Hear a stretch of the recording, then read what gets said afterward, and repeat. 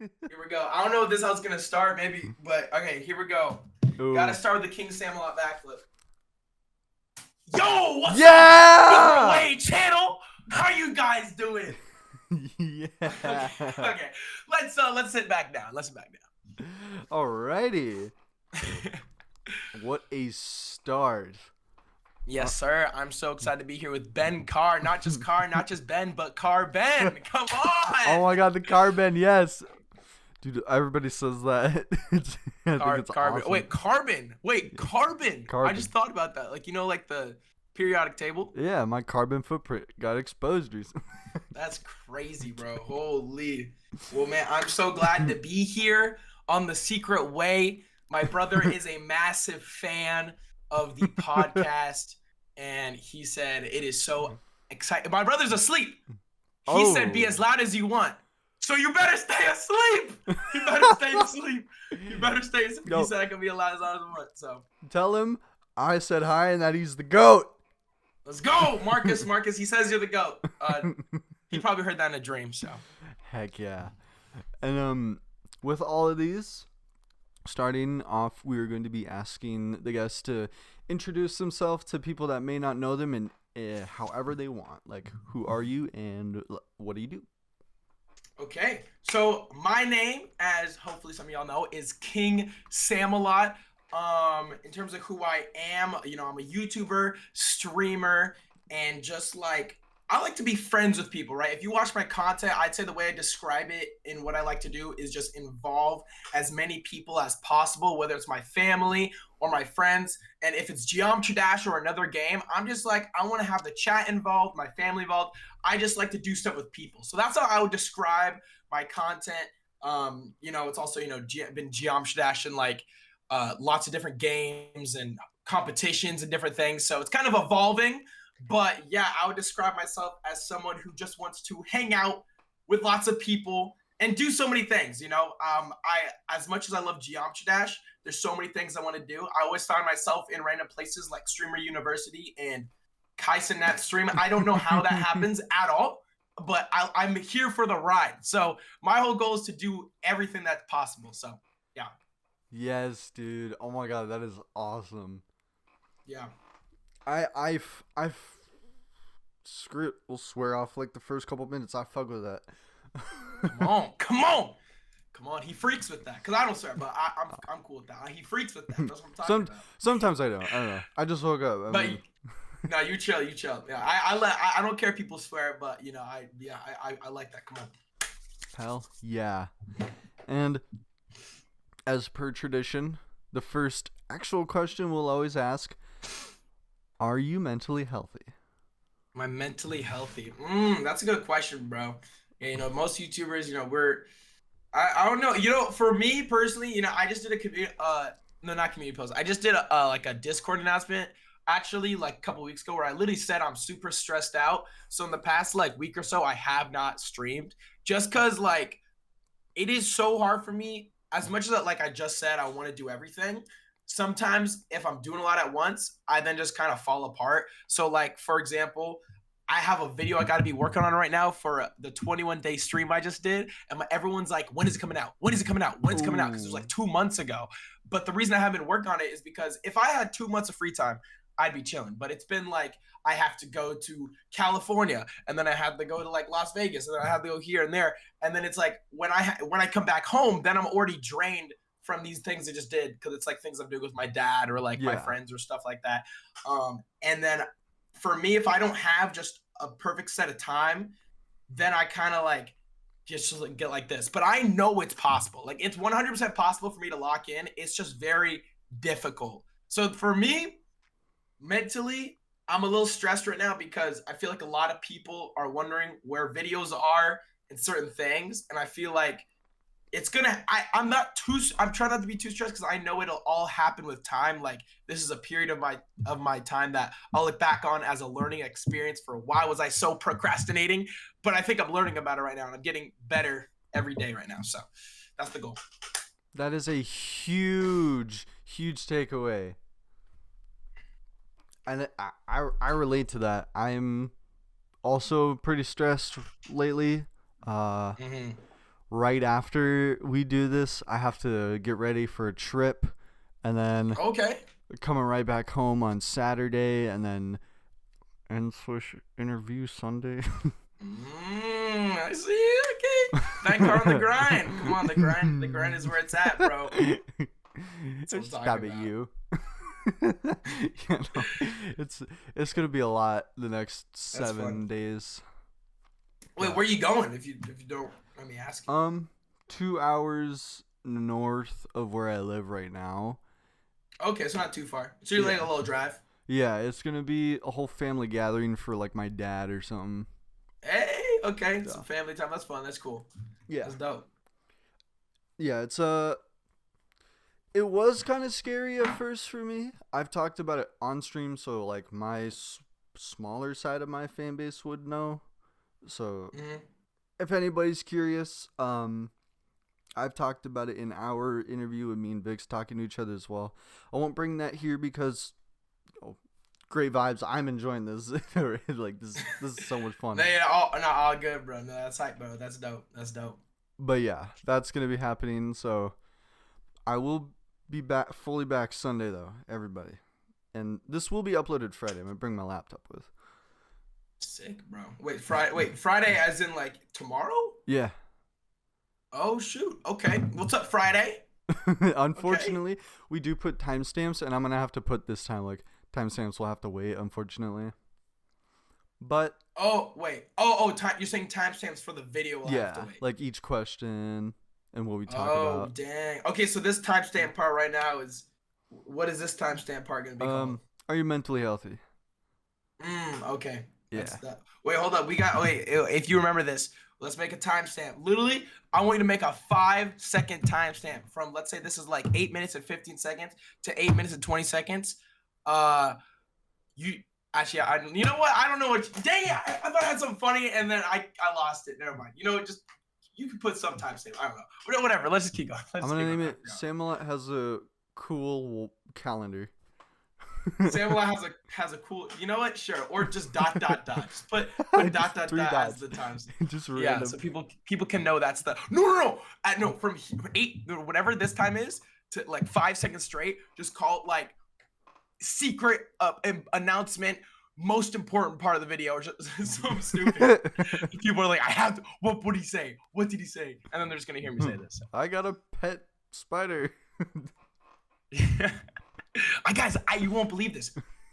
I'm in my room right now. Okay, I can't do this. All right, but yeah. And then for the next timestamp, who is the dream creator to collaborate with for you? The dream creator, dude. This has been. I've known this answer for like 8 years, bro. I actually was gonna wear his shirt right before I came on, but then I decided to wear Milo instead because Milo, my dog has some aura, you know what I'm saying? Yeah. But the creator I would 100% collab with, guys, drum roll. You know, we got to get that retention. I'm not going to say just yet because I want you to make sure you guys watch at least 5 more seconds. Corey X Kenshin, bro. Come on. Yeah. Do you know who that is, BenCar? Yes. Yes. Okay, bro. Corey X Kenshin, he is like, because like, you know, I Show Speed and like Kai Cenat, they've came like recently, and I obviously love their content. They are the top of the game. But Corey X Kenshin, I've been watching him for like since I was like probably 10 years old. Literally just sitting with my brother, watching every video. If you guys don't know who he is, he makes gaming videos, mainly horror games. And like when you watch his videos, and I get a lot of inspiration from him, is like you watch his videos and you really feel like he's just like there, I guess. Like for example, he'll do like bits where like every video, if he sneezes, he'll look at the camera and be like, thank you. Like he's waiting for you to say bless you. Like he does so many intricate things, and like he's built his community so well that like I just love the style of his content, and he's also he's a very good influence too, so that he's my #1 collab. I don't know what I would do, play a game or something, but if that happens, I've made it. If I did something with Corey X Kenshin, I've made it. Hell 100%. Yes. It's like that meme format. That's why he's the GOAT. The GOAT. Dude, no, that is why he's the GOAT, bro. When you're in the game for like 15 years, like, you know, that's how you build. It's like Jacksepticeye and Markiplier. It's like that's the kind of realm he's in. It's like that's how Yes. you create this longevity, bro. Like I like think about it. I really it's only been like four. Okay, the first actually wait, you know, it might be a future question, so I'll just keep. I was gonna start explaining my whole YouTube career, but I don't know if you want me to do that yet. Honestly, I could just make it a timestamp. Okay, what should I say? Should I say what I was gonna say? Yeah, unfiltered conversation. You say whatever you want. Oh, it is unfiltered. Okay, okay, hold on. Also, I really hope you viewers are watching. So if anybody's watching this exact point right now, I want you to comment Muga, okay? Because that's our community. Y'all better comment Muga in the comment section if you're seeing this part right now. Okay, don't spam it too much, but comment like once. But I'm gonna explain, right? Because I just said Corey Kenshin. He's been in the game for like 10 plus years. You know, same with Jacksepticeye, Markiplier, all these people. For me, I'd say I really stepped into it December of 2021. Let me make sure I got that right. KingSammelot piano. Where's that for? Oh, there it is. Piano bloodbath. Oh, this video started everything. December 27th, 2021. I posted the video that changed everything. When a piano player plays Geometry Dash. Oh my gosh. The first video to blow up ever on my channel. I had been posting before that a couple other Geometry Dash videos, not really that many. I was posting a lot of Minecraft. I love Tommy in it. Oh my goodness, I love Tubbo. All those people are my favorite creators ever. And that's what I was posting, but nothing gonna blow up. I would post Minecraft Hardcore day one, and nobody would watch it. I wonder why. It's not like 1,000 other people were uploading Hardcore day one, but no one was watching it. And so I did that for years and years and years until eventually I was like, you know what? I'm gonna do a Geometry Dash video, but like a little different, where I'm gonna play the piano, and then like I was gonna just like, what do you call it? I was gonna do a skit where I play the piano and act like I control the game. So I played Bloodbath, right? I had to play a little bit of. Oh, oops! Wait, hold on.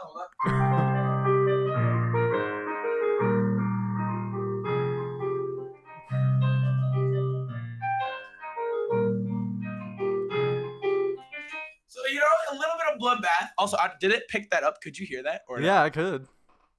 Okay. Sick. So. Come on, thank you. So basically, I made it my goal where I was like, you know, I'm just gonna do a skit because I haven't seen anybody really do this. So I posted it, right, and then 2 hours after I post the video, you know what I see? You want to know what I see, BenCar, that changed everything? What did you see, KingSammelot? Dorami commented on the video, and I was like, what? Dorami? What? Are you kidding me? So I remember seeing that, and I would instantly pin the comment. I'm like, no freaking way. This is finally a YouTuber that I've watched. This is the first time I had like a YouTuber who I knew saw one of my videos. I was like, what?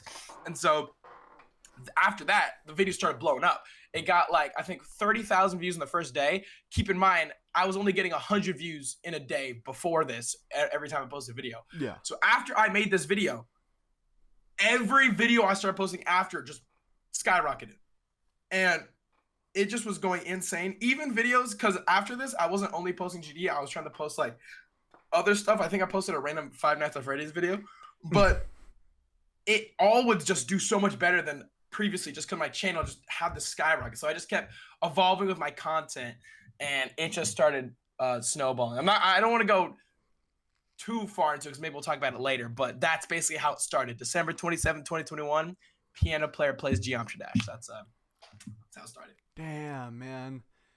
I'm not gonna lie, we also had one of those Dorami commenting moments, and it was like, oh really? Yeah, it was like one of the first outside of GD Colin, because early on in Secret Way, oh my god, GD Colin ranted about us on Twitter. Wait, he ranted about you guys on Twitter? Yeah, like the first week that we started. oh, the channel, the Secret Way channel? Yeah, like the channel itself and the content. And yo, that's funny. It took time for a lot of people to like us because obviously the first impressions are going to be you just do shorts, but people kind of now are like, wait, people didn't do this format with Secret Way before, at least not an optimized version. Like there are people, shout out to Nimpop, he did it a little bit where it's like you speak, I have the subtitles and the information, but no one really optimized it. Yeah. And I found it kind of interesting because people enjoyed our joke videos more than the info videos, which... Oh, yeah, where you just, like, say some garbage, random stuff in the video, and it's just, like, funny. Yeah, that dude, was interesting.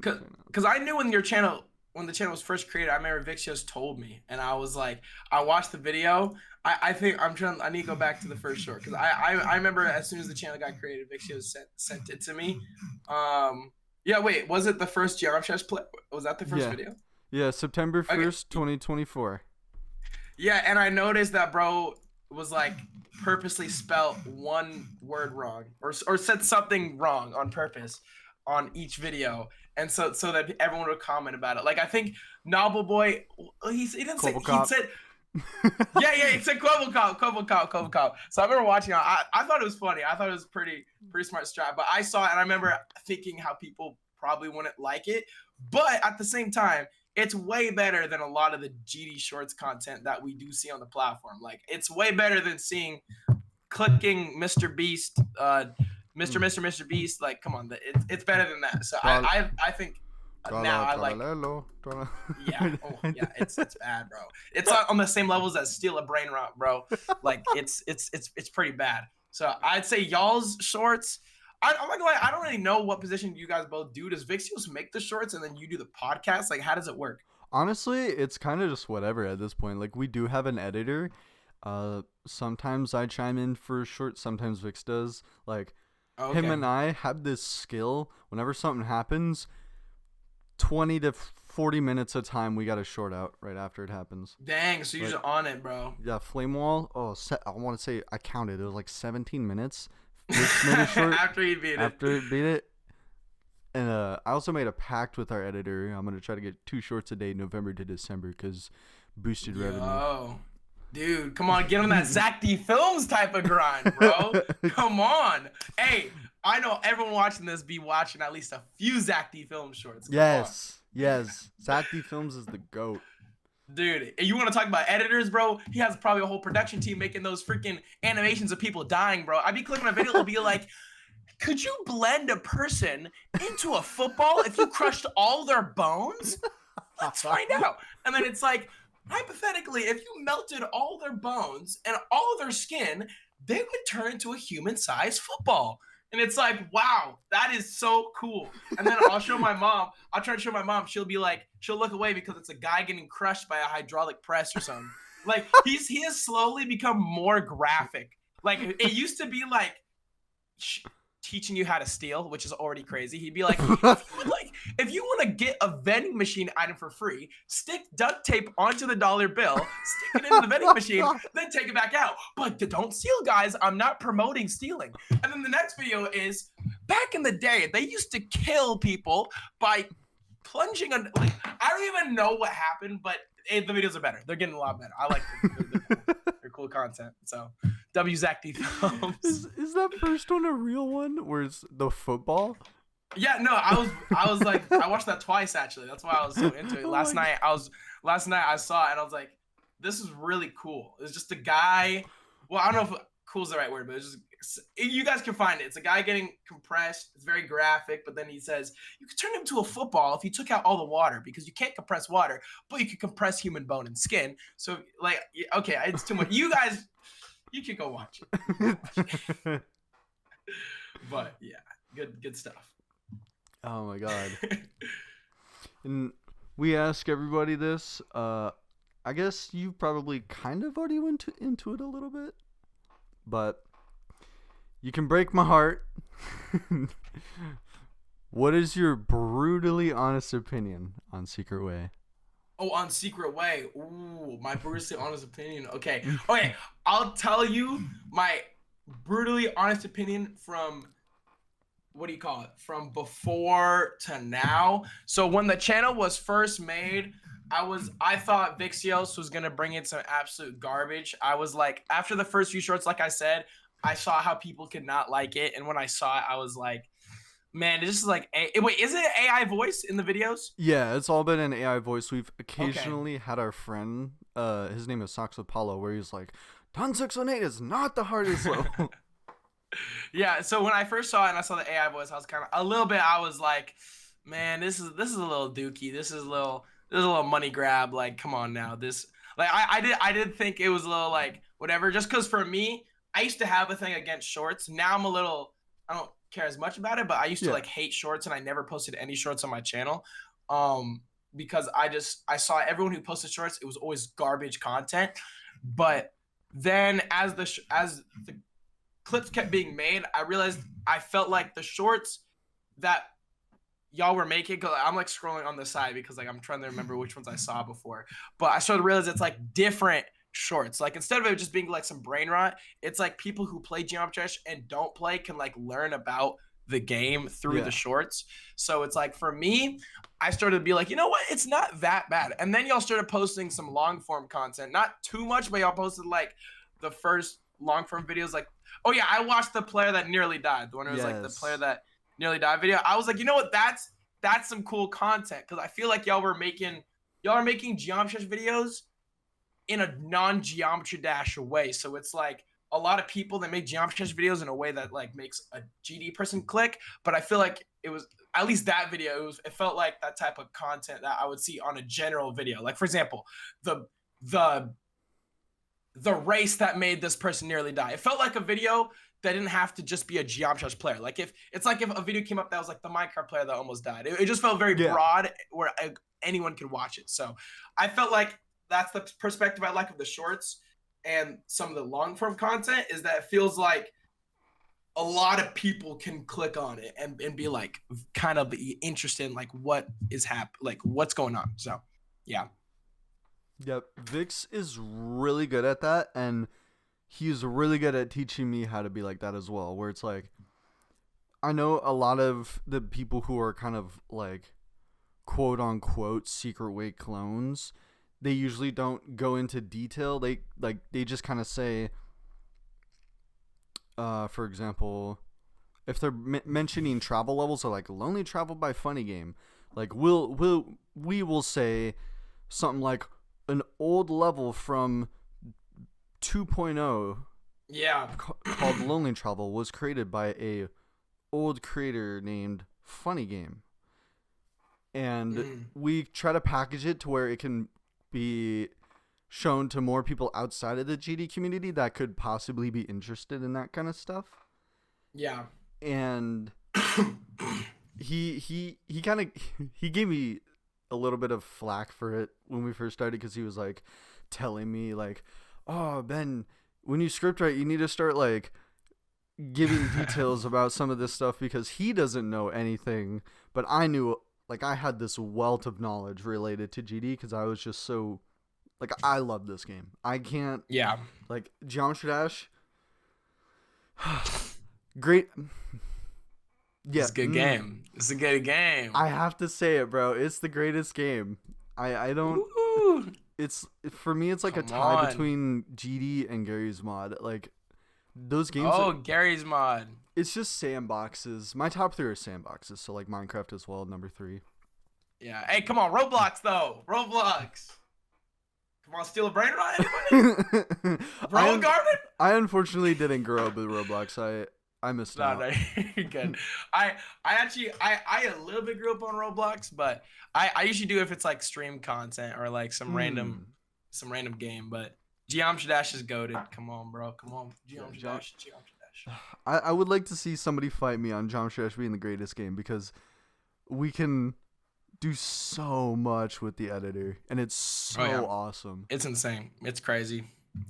I think that's a great pan into the next question. What is the coolest thing you've seen out of the GD community? Oh, now I gotta think about this. Okay, so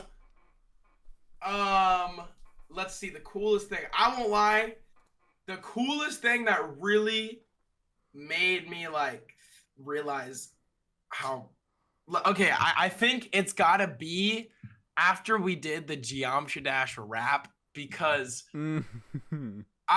there's already been insane levels, right? I've seen my brain can't think of it right now. I know obviously. Okay, what was the level that was made where they made it so you could play this way and Yeah, like yeah, you're yeah. going Uh, that way? There's like how? an anime girl at some point. Oh, oh, wait, is that the one that was in the Space Gauntlet? Yeah, yeah, and you play it this way. You're Yeah, I going know what you're this talking way. about. I know what you're talking about. What's the Geometry Dash level where you play it this way?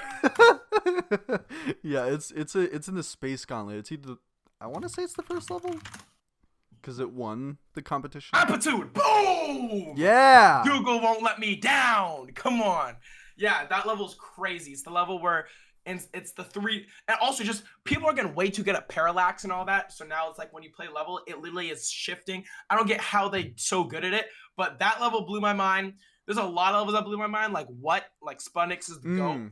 Mm. Um, you know, Dorbe Basics blew my mind. No, okay. At the time, But they were ahead of it. at the time, but I think the rap level, the gangster rap. So just in case someone doesn't know, Boom Kitty reaches out. He's like, "Yo, Eric Van Wilderman, KingSammelot, GD Colin. I want y'all. I want us to band together and make a song." And I'm like, "Okay." So we make some bars, and I'm like, "This is super cool, right?" Like my brain doesn't realize how cool it is yet. But we start shooting the music video. We do some embarrassing stuff where he's like, "Hey Sammy, for your part where you say."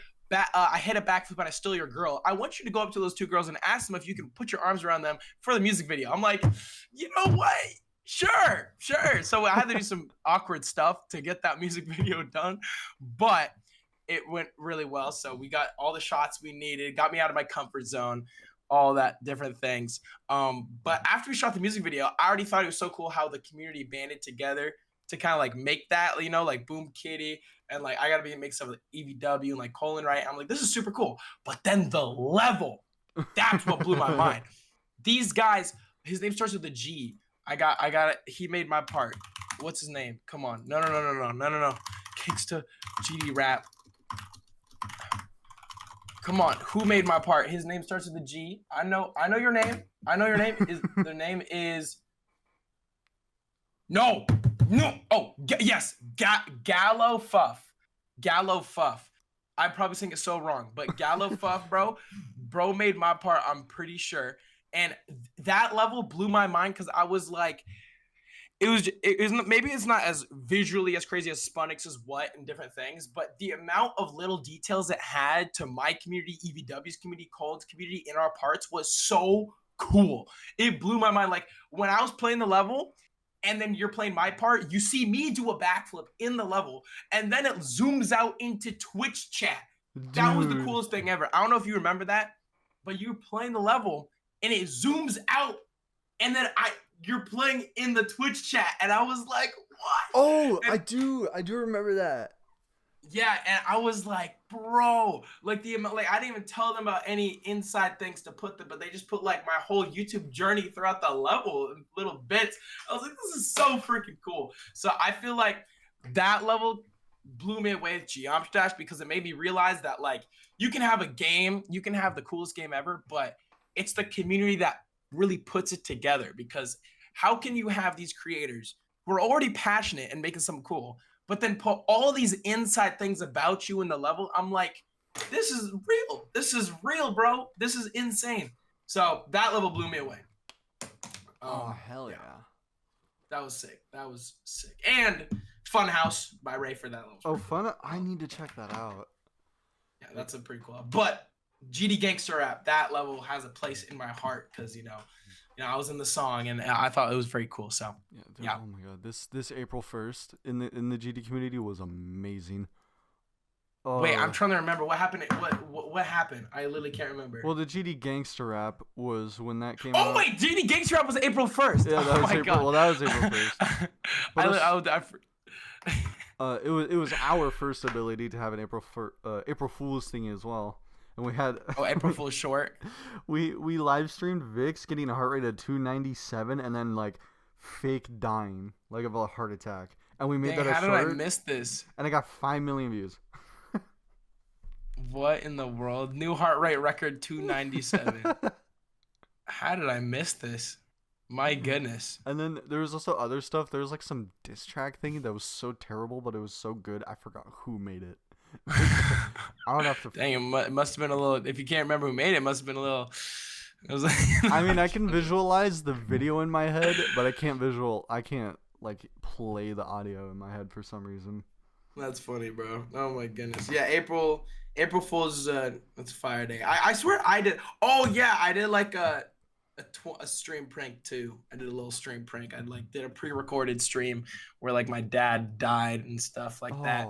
But it sounds okay. That sounds terrible. Okay, no, hold up. We did like it was like a April Fool's thing where like the lights were flickering and stuff like that, and then when the lights turned back on, my dad was on the ground with like a saw on his back, like someone murdered him or something, and then he like disappeared, and that was part of it. But like I just straight up said my dad is fine. He's fine, but we was a random bit, but yeah, okay. Oh man. Yeah, no, this community amazes me, and GD Gangster Rap is a really good level. I love that level. I will have to say my basic answer is Place by Sputniks. Like a lot of people would say What and How. I kind of think Place is a little cooler. The website. Yeah, it's r/place into GD like that.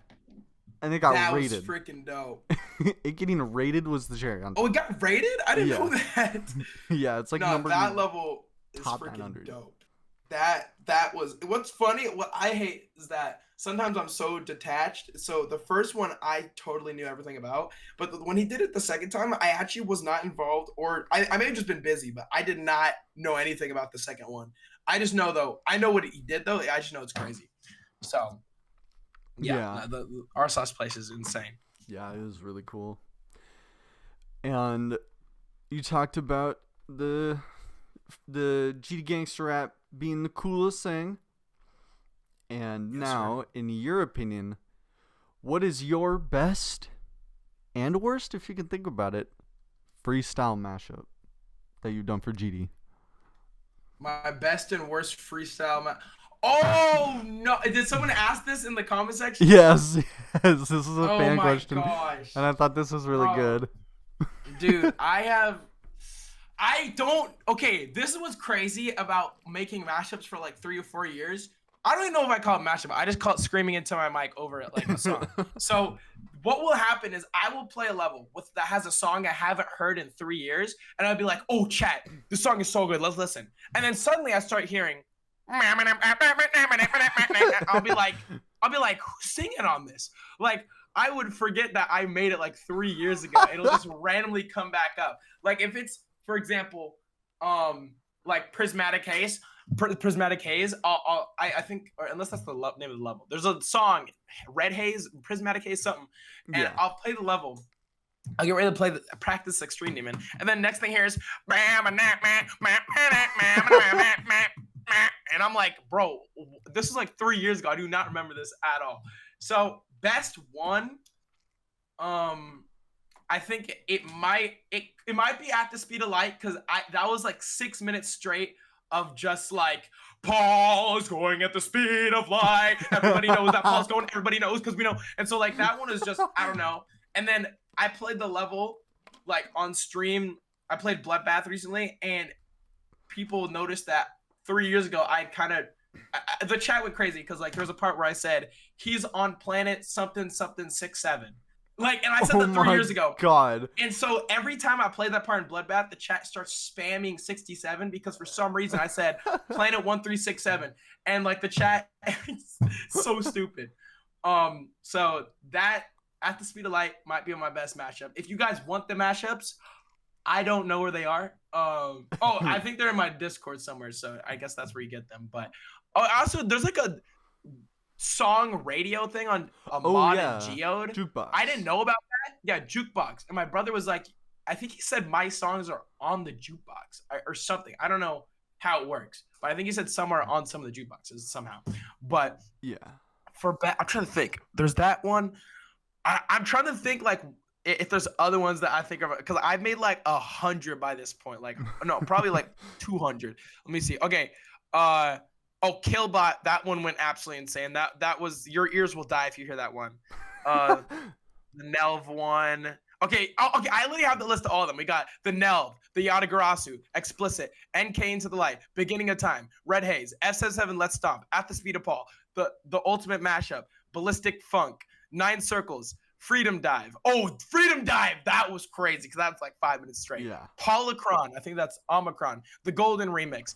Oh no, Golden Remix. That might be the best one because that one, me and my brother are going like that. Acheron. That one's pretty good. We Can Dream Creo. Back on track. Okay, there's too many. There's so many. I had a redemption on Twitch where a certain amount of channel points you could redeem me to do a thing on a song. So that's why I have so many. Yeah. Okay. So yeah, I'd say the best ones are probably the Golden one, At the Speed of Light. I can't choose. There's too many fire ones. So yeah. What about the worst? No, no, The worst one? We don't have to do that unless I can't think of what the worst one is. The rest of them. The rest of them are the worst ones. There's 2 good ones, and then the rest don't remember. The rest will break your ears.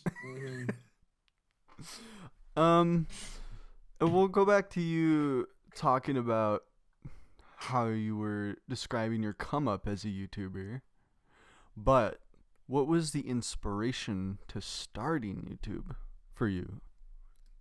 Dude, it must have been, so my first video, a lot of y'all know my first video now because I made a whole video about my first video. But my first video was a Lego stop motion, exactly 10 years ago, where I basically, me and my brother were just like, oh, you know what? That's like my Geometry Dash songs, because in my Geometry Dash songs, I'd be going, but then in my Lego video 10 years ago, I was going, so I have not changed in 10 years. I'm the same person, which is really funny. W consistency. Yeah, W consistency. So my first video was a Lego stop motion, and I'm trying to think of what my inspiration would be then. It probably would be just the YouTube videos I was watching, because the first videos, I want to find the channel, because a lot of y'all will get so much nostalgia if I say it. Shoot, well, it was a certain YouTuber. Yup, Michael Hickox. Do you know who that is? Not off the top of my head. Bro, any of these look familiar? I don't know if we're gonna. Dude, this guy made like the biggest Lego stop motions. If you were younger, 11 years ago, 12 years ago, he'd get like 100 million views on these Lego stop motions, and they would just be super wholesome. And that's the YouTube content I was watching. And so if that rings a bell, I want y'all to comment on that. Michael Hickox, bro. If you guys go to his channel and you recognize videos, they have hundreds of millions of views. Those videos I grew up on, right? He's still posting to this day. But videos like that, and so I kind of just, whatever I watched as a kid, I just wanted to do. And I just wanted to entertain and create. I wanted to create some. I was homeschooled from like, it was weird. I was like homeschooled when I was, I think, around 3rd grade. And then in middle school, I went to private school. And then I went back to homeschool. And then even when I was in school, during like elementary school, I'd only go for half a day because the teachers couldn't handle me the whole time. So then I have to go back home. So I had a very interesting school experience. But because of that, I kind of had like this energy where I just wanted to like do stuff constantly. So first it was the Lego. Then it transitioned to Fortnite. I was watching Ninja, Tfue, every person ever, right? So I was making Fortnite montages thinking I was super cool, hitting a trick shot that didn't, it was terrible. But after that, then I did Minecraft, which is where I was watching Tommy in it, Tubbo, Jay Schlatt, all these people. Yes. And so I was trying to make like stuff like that. If you ever played Hypixel, have you played Hypixel Skyblock? Yes, a lot. Okay, you know that if you play Hypixel Skyblock, you don't just play for a little bit. You be playing 8 hours a day for like a couple months if you really on that grind. So I would be sitting there. I would be sitting there with a hoe, looking at what is it? Specific. It's either sugar cane. Oh my god.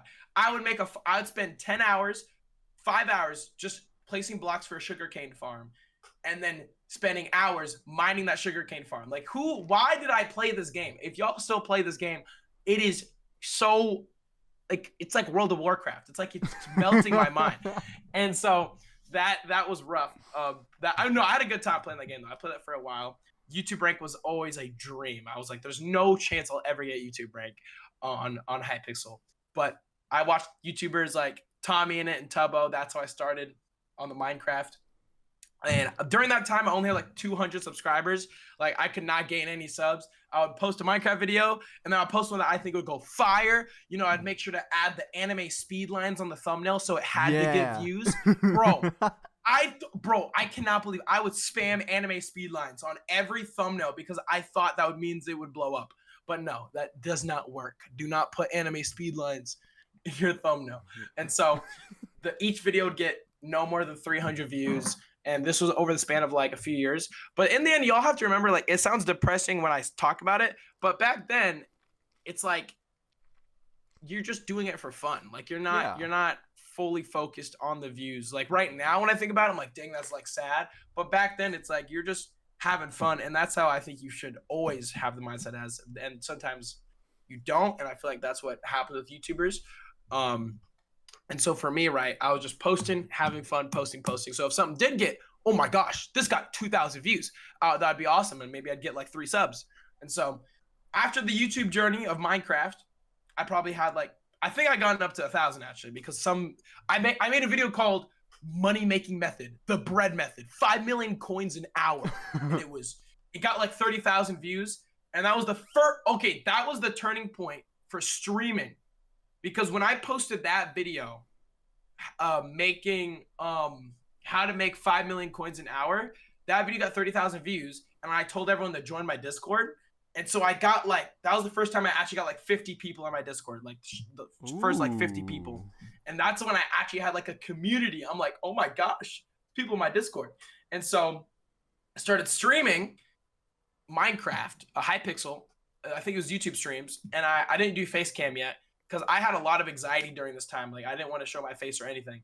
And so I streamed to like 10 viewers, and it was super cool. And then after that, I then moved my way into Geometry Dash, because I actually have a crazy story for the first time I played Geometry Dash. I think I played it when it first came out somehow, because it came. Do you know when it came out? August 13th of 2013. Dang, bro, no, it's 2013. So 12 years ago, I would have been 7 years old. 7 years old. I remember I was at church, and this kid comes up to me and my brother, and he's like, yo, you click this thing, and you jump over the thing. I'm like, what?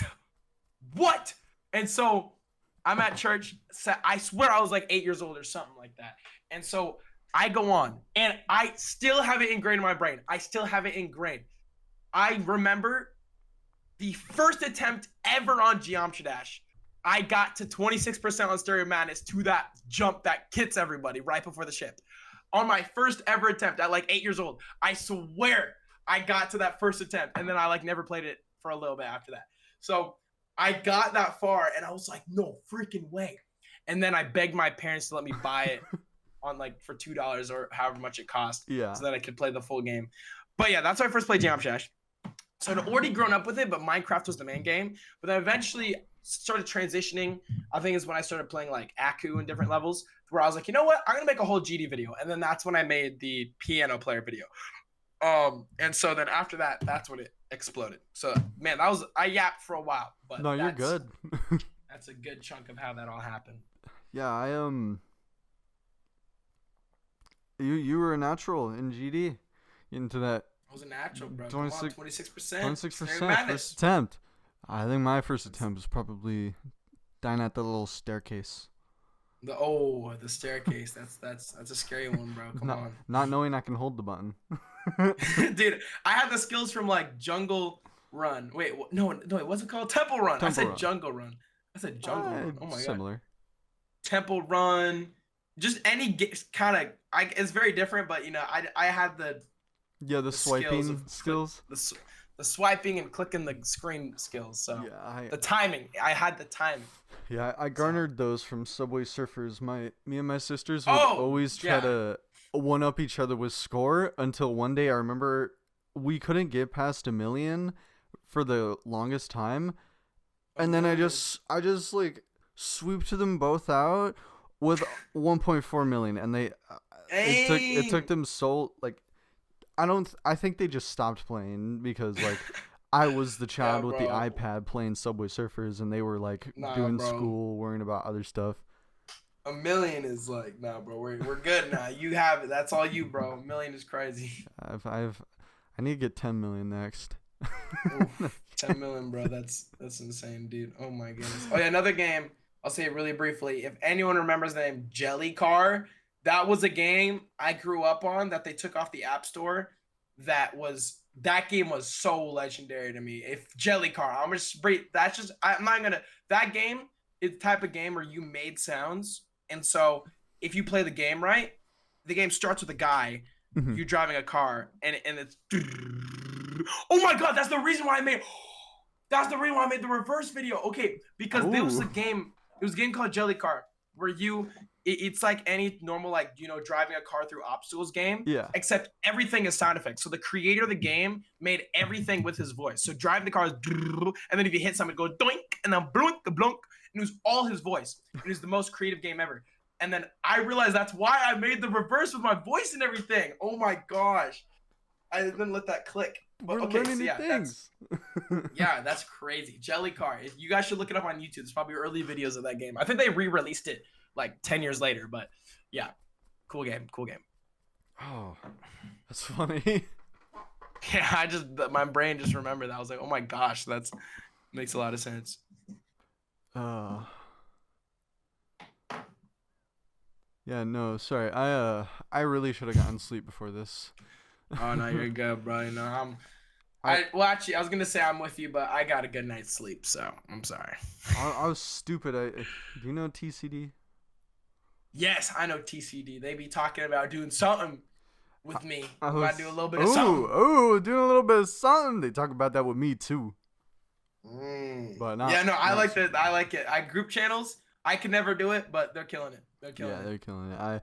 I've only talked to 2 people about 2 of the members, the smallest members in the group, about getting into a video, and they were like, yeah. The rest, actually, Doggy did kind of say, yeah, we'd be down. But you talking about for the podcast? Yeah.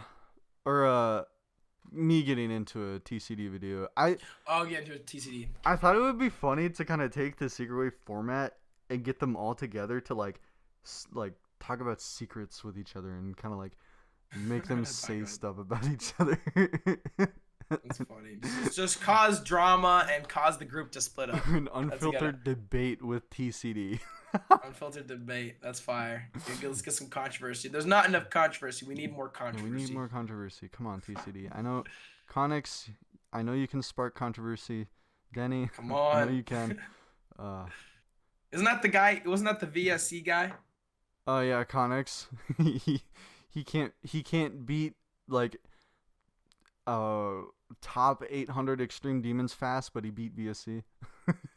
That's funny. Yeah, I remember that. That was a while ago. He didn't actually beat it, right? Oh, he did beat VSC. Oh, he did. Oh, yeah. wait, he faked it the first time, right? Oh, I have no idea. Oh, you must be thinking about Bo, the dude who. Oh made no. the level. Okay, hold on, because I don't want to spread misinformation. Wait, was it not Connix? Wait, was Connix never a cheater? Was it not Connix? Oh no, that was. I don't think Connix was. The only person I can see doing that would be Space UK. I thought someone faked VSC though. Bo did. I know Bo faked it, and Bo did. Yeah, the creator. And okay, Connix. I'm so sorry for what I just said. If you did not. He could have initially. I don't know. I can't remember. Shoot, I really hope. Okay, guys, Connix is a W. I don't know. I can't. For some reason, my brain thought I remember a guy named Connix, and he didn't actually beat it.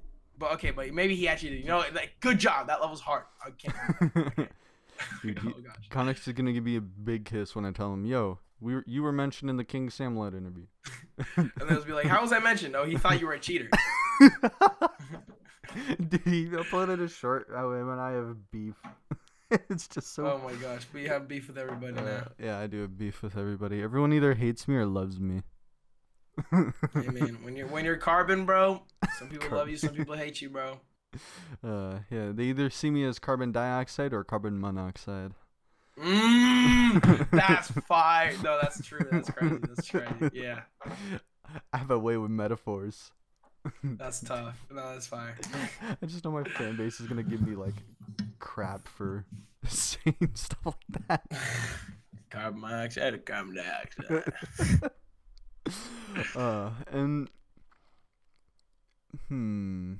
So we talked about Conics. So, you good? Oh, sorry. I was unlocked. And I'm like, I looked at my questions. I looked back and I just got like, it's like I turned the light on in a FNAF game. I got like, sorry, I don't mean to be rude. But no, you're good. Let's call me a jump scare. I just thought like the whole world stopped and I was about to start being like, I don't know. I thought I was dying for a second. You're good. But we brought up Conics having his hardest be VSC. And your hardest is Nelv, which still impressive. Is there a final hardest demon that you... Yo, wait, hold on. I gotta... wait. Okay, we're good. I had to switch some settings. Okay. Is there a final hardest demon you wish to complete? Okay, that is a great question. So, Nelv has been my hardest for a while now. It's been like 3 years or something like that, right? The reason I started is because it looked incredible and it had the aura, and I was like, I gotta go for this, bro. And unfortunately, a while ago, so a lot of my GE videos got copyrighted, but I didn't care because my channel wasn't monetized, or it didn't really make that much money at all. So it got demonetized. But then a few years later, since it got more views, I was like, you know what? Maybe I should remonetize it so that it can get some money. But it was kind of a joke too. So I decided to replace all the music in the video with Christmas lullaby jingles. And so if you go to the video, and I can't change it now. I thought I could change it, but if you go watch my Nelv completion, it's just all like, as soon as you click on the video, instead of it being this awesome aura, KingSammelot beats this level, it's just a Christmas jingle the whole video. It's just playing do do do do do do do, and then it's the completion. So I ruined that video, unfortunately, but that was a grind that took 3 months to beat. I was the first time I really spent time trying to beat a level like that. I mean, well, no, I spent time trying to beat levels before that, but in terms of will I go over something after that, people have always asked that, like, Sammy, come on. I did try. I played the golden. Oh. And I got 42% on the golden. And then after that, I quit, bro. I spent 90,000 attempts on the golden, bro. It was so bad. I wasted so much time until I got 42%.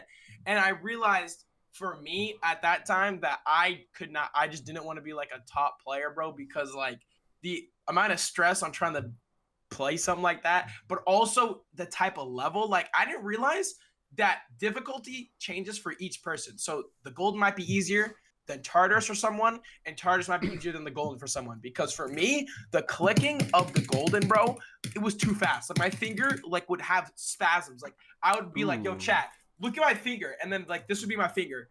Like unironically, my finger would like be doing this, like, and I wouldn't even be trying to move it. And so I would have these my fingers were like cooked, and so I was like, what's happening?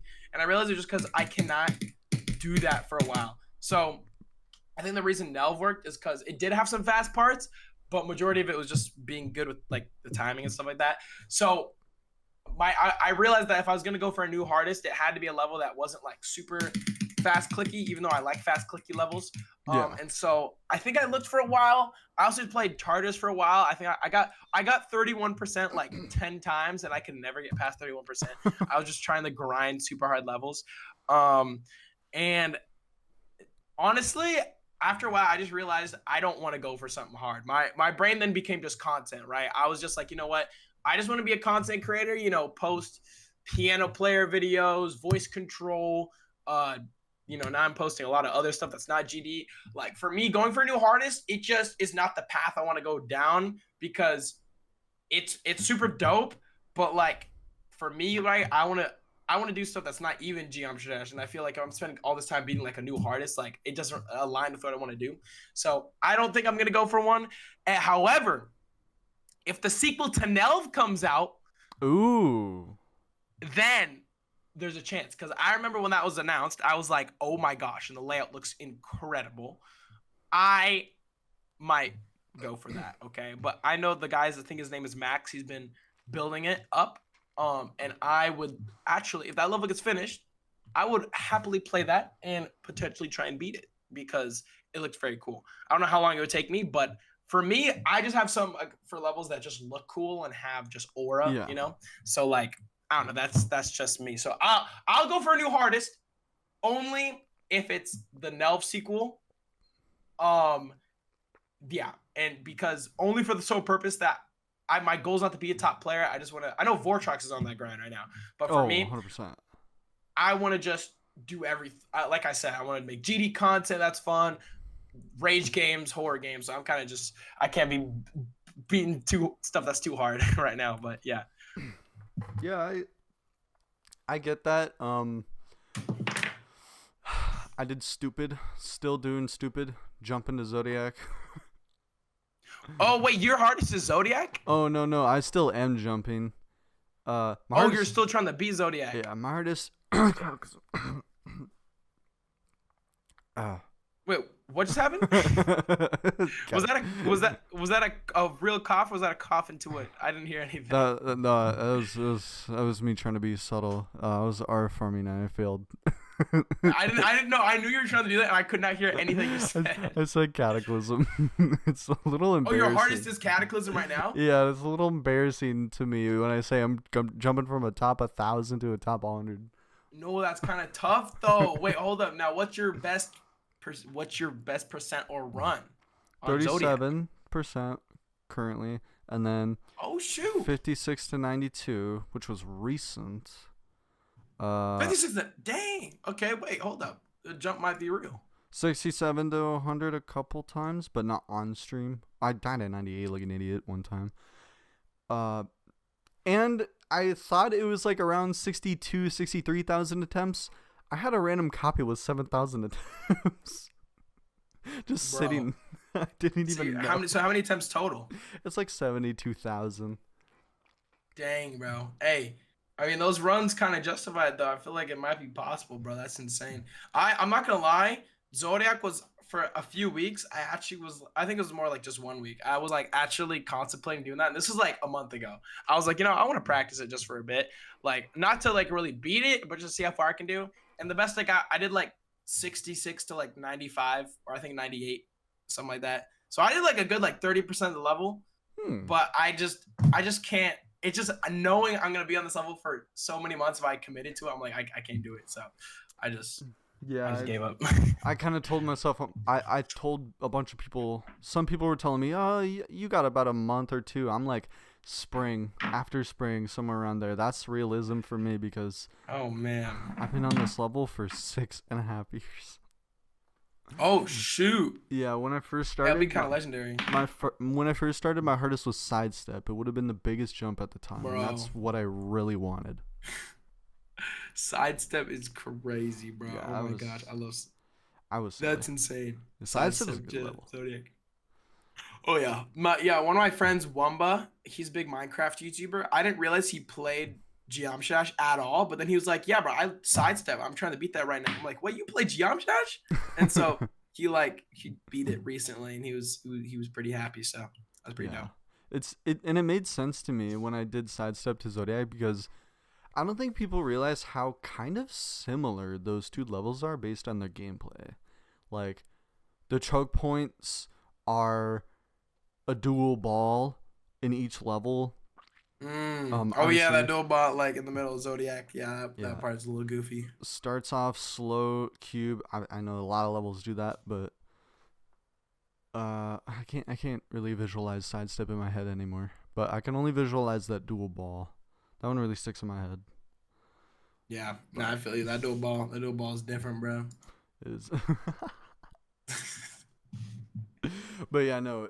Okay, If I'm you sorry. if you go for that sequel Nelv, I honestly I low key might as well after because I love Nelv. It's on my little bucket list I have for levels after I beat Zodiac. Is a really cool Mm. level. Yeah, no, Nelv is just different, bro. It's built different. I'm telling you, bro. It And is. if that sequel comes out, I'm playing that, bro. So come on. Uh, we'll keep talking about GD for a little bit. How do you feel about the GD community? Mm. How do I feel about the GD community? Ooh, man. Oh yeah, hold on. How do I feel? Um, Dude, let's see. Um, I mean, first of all, super community. You know, you have these people. Man, okay. This is okay. Actually, this is an opinion I've had for a while, right? So for me, right, I came to GD space. I'd say kind of later than a lot of people because I blew up like in 2021, and so then that's when my GD stuff started going pretty crazy. But you know, you have people like Eric Van Wilderman, like Aeon, Aaron, everyone who's like they've been posting Geom for like how long has Eric Van Wilderman posting Geom content? I Like think 2014. 2014, so like 10 years. Yeah. And to me, I'm just like, I don't, it's insane to me. It's same with Vortrox, because when I talk to him, he loves this game so much. And I love the game too. But for me, after I blew up, right, I was the whole time still like, yo, I want to post this horror game video. I want to post this rage game video. I want to host this competition, this thing. So for me personally, I love Geom, but I'm also like, yo, there's so much other content I want to do, you know, because I feel like a lot of YouTubers, they sometimes get put in a bubble where like if you grind a certain type of content and then eventually you want to switch out, you can't because they are there to watch you play that game. And so my fear for the longest time was that people would only watch me for Geometry Dash. Like I didn't want to be a YouTuber who does Geometry Dash for all this time. Then I try other content and no one's there for it. That kind of scared me. So from a very earlier point, I just like was posting other content. So now I can kind of post like so many different types of videos. But for people like EVW and like Vortrox and everybody, it's not the fact that I don't think they can't branch out. They just only want to do this game, which to me is insane. Like for me, there's like I said, I like all these different types of content, but they just are figuring out 10 years of content to do with this game. And like Aeon Air, EVW, right? Vortrox, Yeah. GD Cohen, like they're all just like been on it. And to me, I just see the GD community as like dedicated, right? Like I'd say in terms of my place in the GD community, I definitely think I have a part, but I don't think I'm as fully developed and committed as them because, right, I've branched out to so much other stuff and they've just been committed to it. So I just see it as very dedicated to the community type of game, like where it's like that's what they want to do. But yeah. Yeah, honestly, it's crazy how much like how long these people stick to this game. Like I am most impressed by the day ones. Like I know Bunny Graham is a day one player and he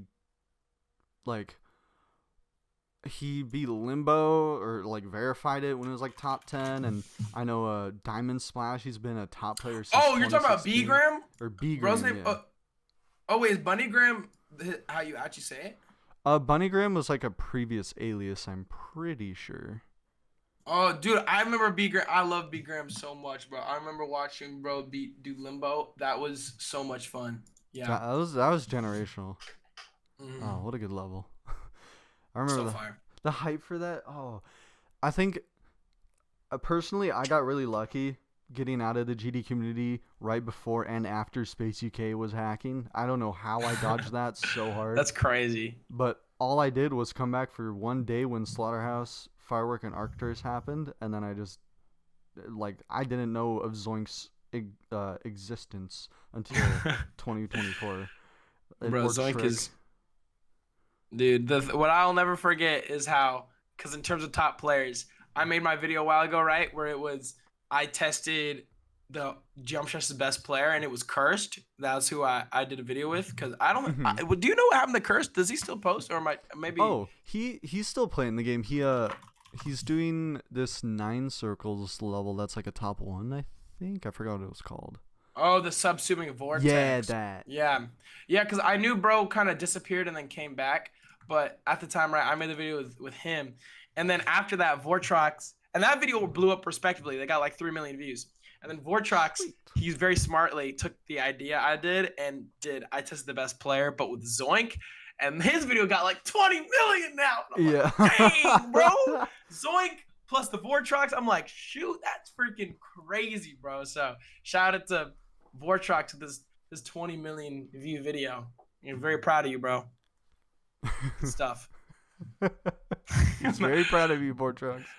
Yeah. Hey, no, it's crazy. You're gonna hit 1 million before him. Dude, we are on that race, bro. That is true. He does have 20 million views, but I think we're at like 870,000, which is crazy. I would never imagine that so long ago. And he's at like 840 or something like that. So we're pretty close. But what's crazy to me is like me, Vortrox, and any other YouTuber, but this is how I feel about myself right now, is I feel like I've never been at 100% yet, like where I could say, oh, I'm putting my all. Like I feel like there's so much levels of, since I'm still growing up, I'm 19, like I feel like as I've done YouTube, so much procrastination, all these different things. I feel like if I actually get to the 100% like KingSammelot, bro, yeah, y'all are gonna see some crazy stuff. Like I'm talking like the most insane growth, insane everything. Like I feel like I'm not even at that 100% yet. And I feel like all I got to do is just fully just get in it, So I'm just feeling, I'm just excited for the journey of when I actually get to that point. I feel like it's gonna be pretty nuts. Yeah, honestly, I relate to that a lot. I always feel like I'm at a 30-40% around there all the time when it comes to content, and I feel like whatever 143,000 subscribers is 30-40% of, I feel like is what we have, but it's the 100% is the potential, because it's like you said earlier, with all the stuff going on where you have to keep on traveling, like I have a lot of stress in my personal life as well, and it's like one thing I've noticed recently as a content creator, you have such a small portion of your fans, and let alone the community that you're in, that actually realize and see that you are a human. Like that's facts. It's pretty unfortunate to, especially like for us when we started out with shorts, which makes sense. Obviously, like the fan base is going to be smaller for us, but even with the long forms, like I've noticed this with a lot of people. The one, I guess the kind of outlier is Vortrox, because he has his second channel and he can post like he posted a video. It's unlisted now. He talked to, I think it was his grandfather that passed away. I think it was his grandma. Oh, grandma. It was his grandma. Oh, did he unlist it? I think I know what video you're talking about. Yeah, he unlisted it. I commented because I related to that deeply. I didn't want to bring it up earlier because like it was just starting off the tone of the video, but today, in about like 7 hours, marks 1 year since my dad passed away. And oh, really? I'm so sorry. Yeah. Oh, thank you. And I told him that in that comment, and it's like there were people there that I was reading, just replying, and there's so many genuine people in Vortrox's community outside of all the people that just watch his streams. Like he has a really good community. Yeah.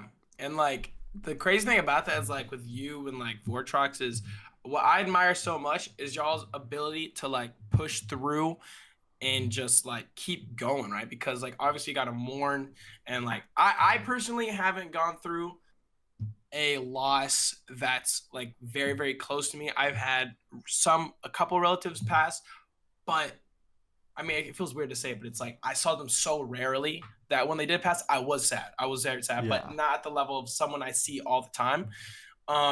And so what I admire so much is because like not I know what y'all have gone through so much is like how y'all just keep pushing, and I feel like that shows a lot about y'all's strength, you know. So that's what I admire when I hear things like that. I appreciate that, and I say that for like Vortrox and everyone else as well. Like I saw a community post of one of the quote unquote Secret Way clones that talked about how their dad passed away due to Oh, leukemia. And I just did this whole message because it was one of the ones I always used to like jokingly hate. And I was like, mm, I don't actually hate you, dude. I relate to this. The one thing that your dad would want is for you to keep going. That yeah, if I will say this, mm, Sammelot, if you experience a loss that's close, that person is that person would rather you continue to succeed than to constantly grief about them. And I feel that mm, way. I know my dad would want me to do YouTube because he was my number one supporter the whole way oh, through until I was yeah, 8 until 19. He was just like, do it. I mean, you love it, just keep on trying to do it. And I that's still awesome. do it for him. And I know I said it. I think I said it to Vortex. I'm like, your grandmother, she would want you to keep going. She would love to see you continue to thrive and never stop. Even and breaks are necessary, but if you need to use uh that kind of trope, I guess, to get some motivation, that like if you're dealing with grief, then the best thing is to just tell yourself they would not want me to be in a little bit of a sad mopey mood all the time. They would want me to like you going out on that dance, like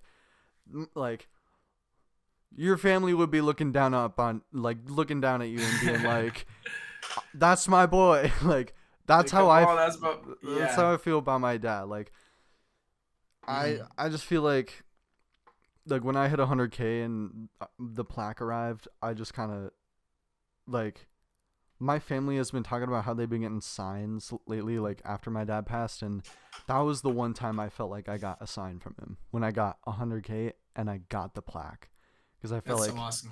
I felt like he knew when to kind of show up and when to not, because I had a pretty wobbly relationship with my dad. It was kind of crazy.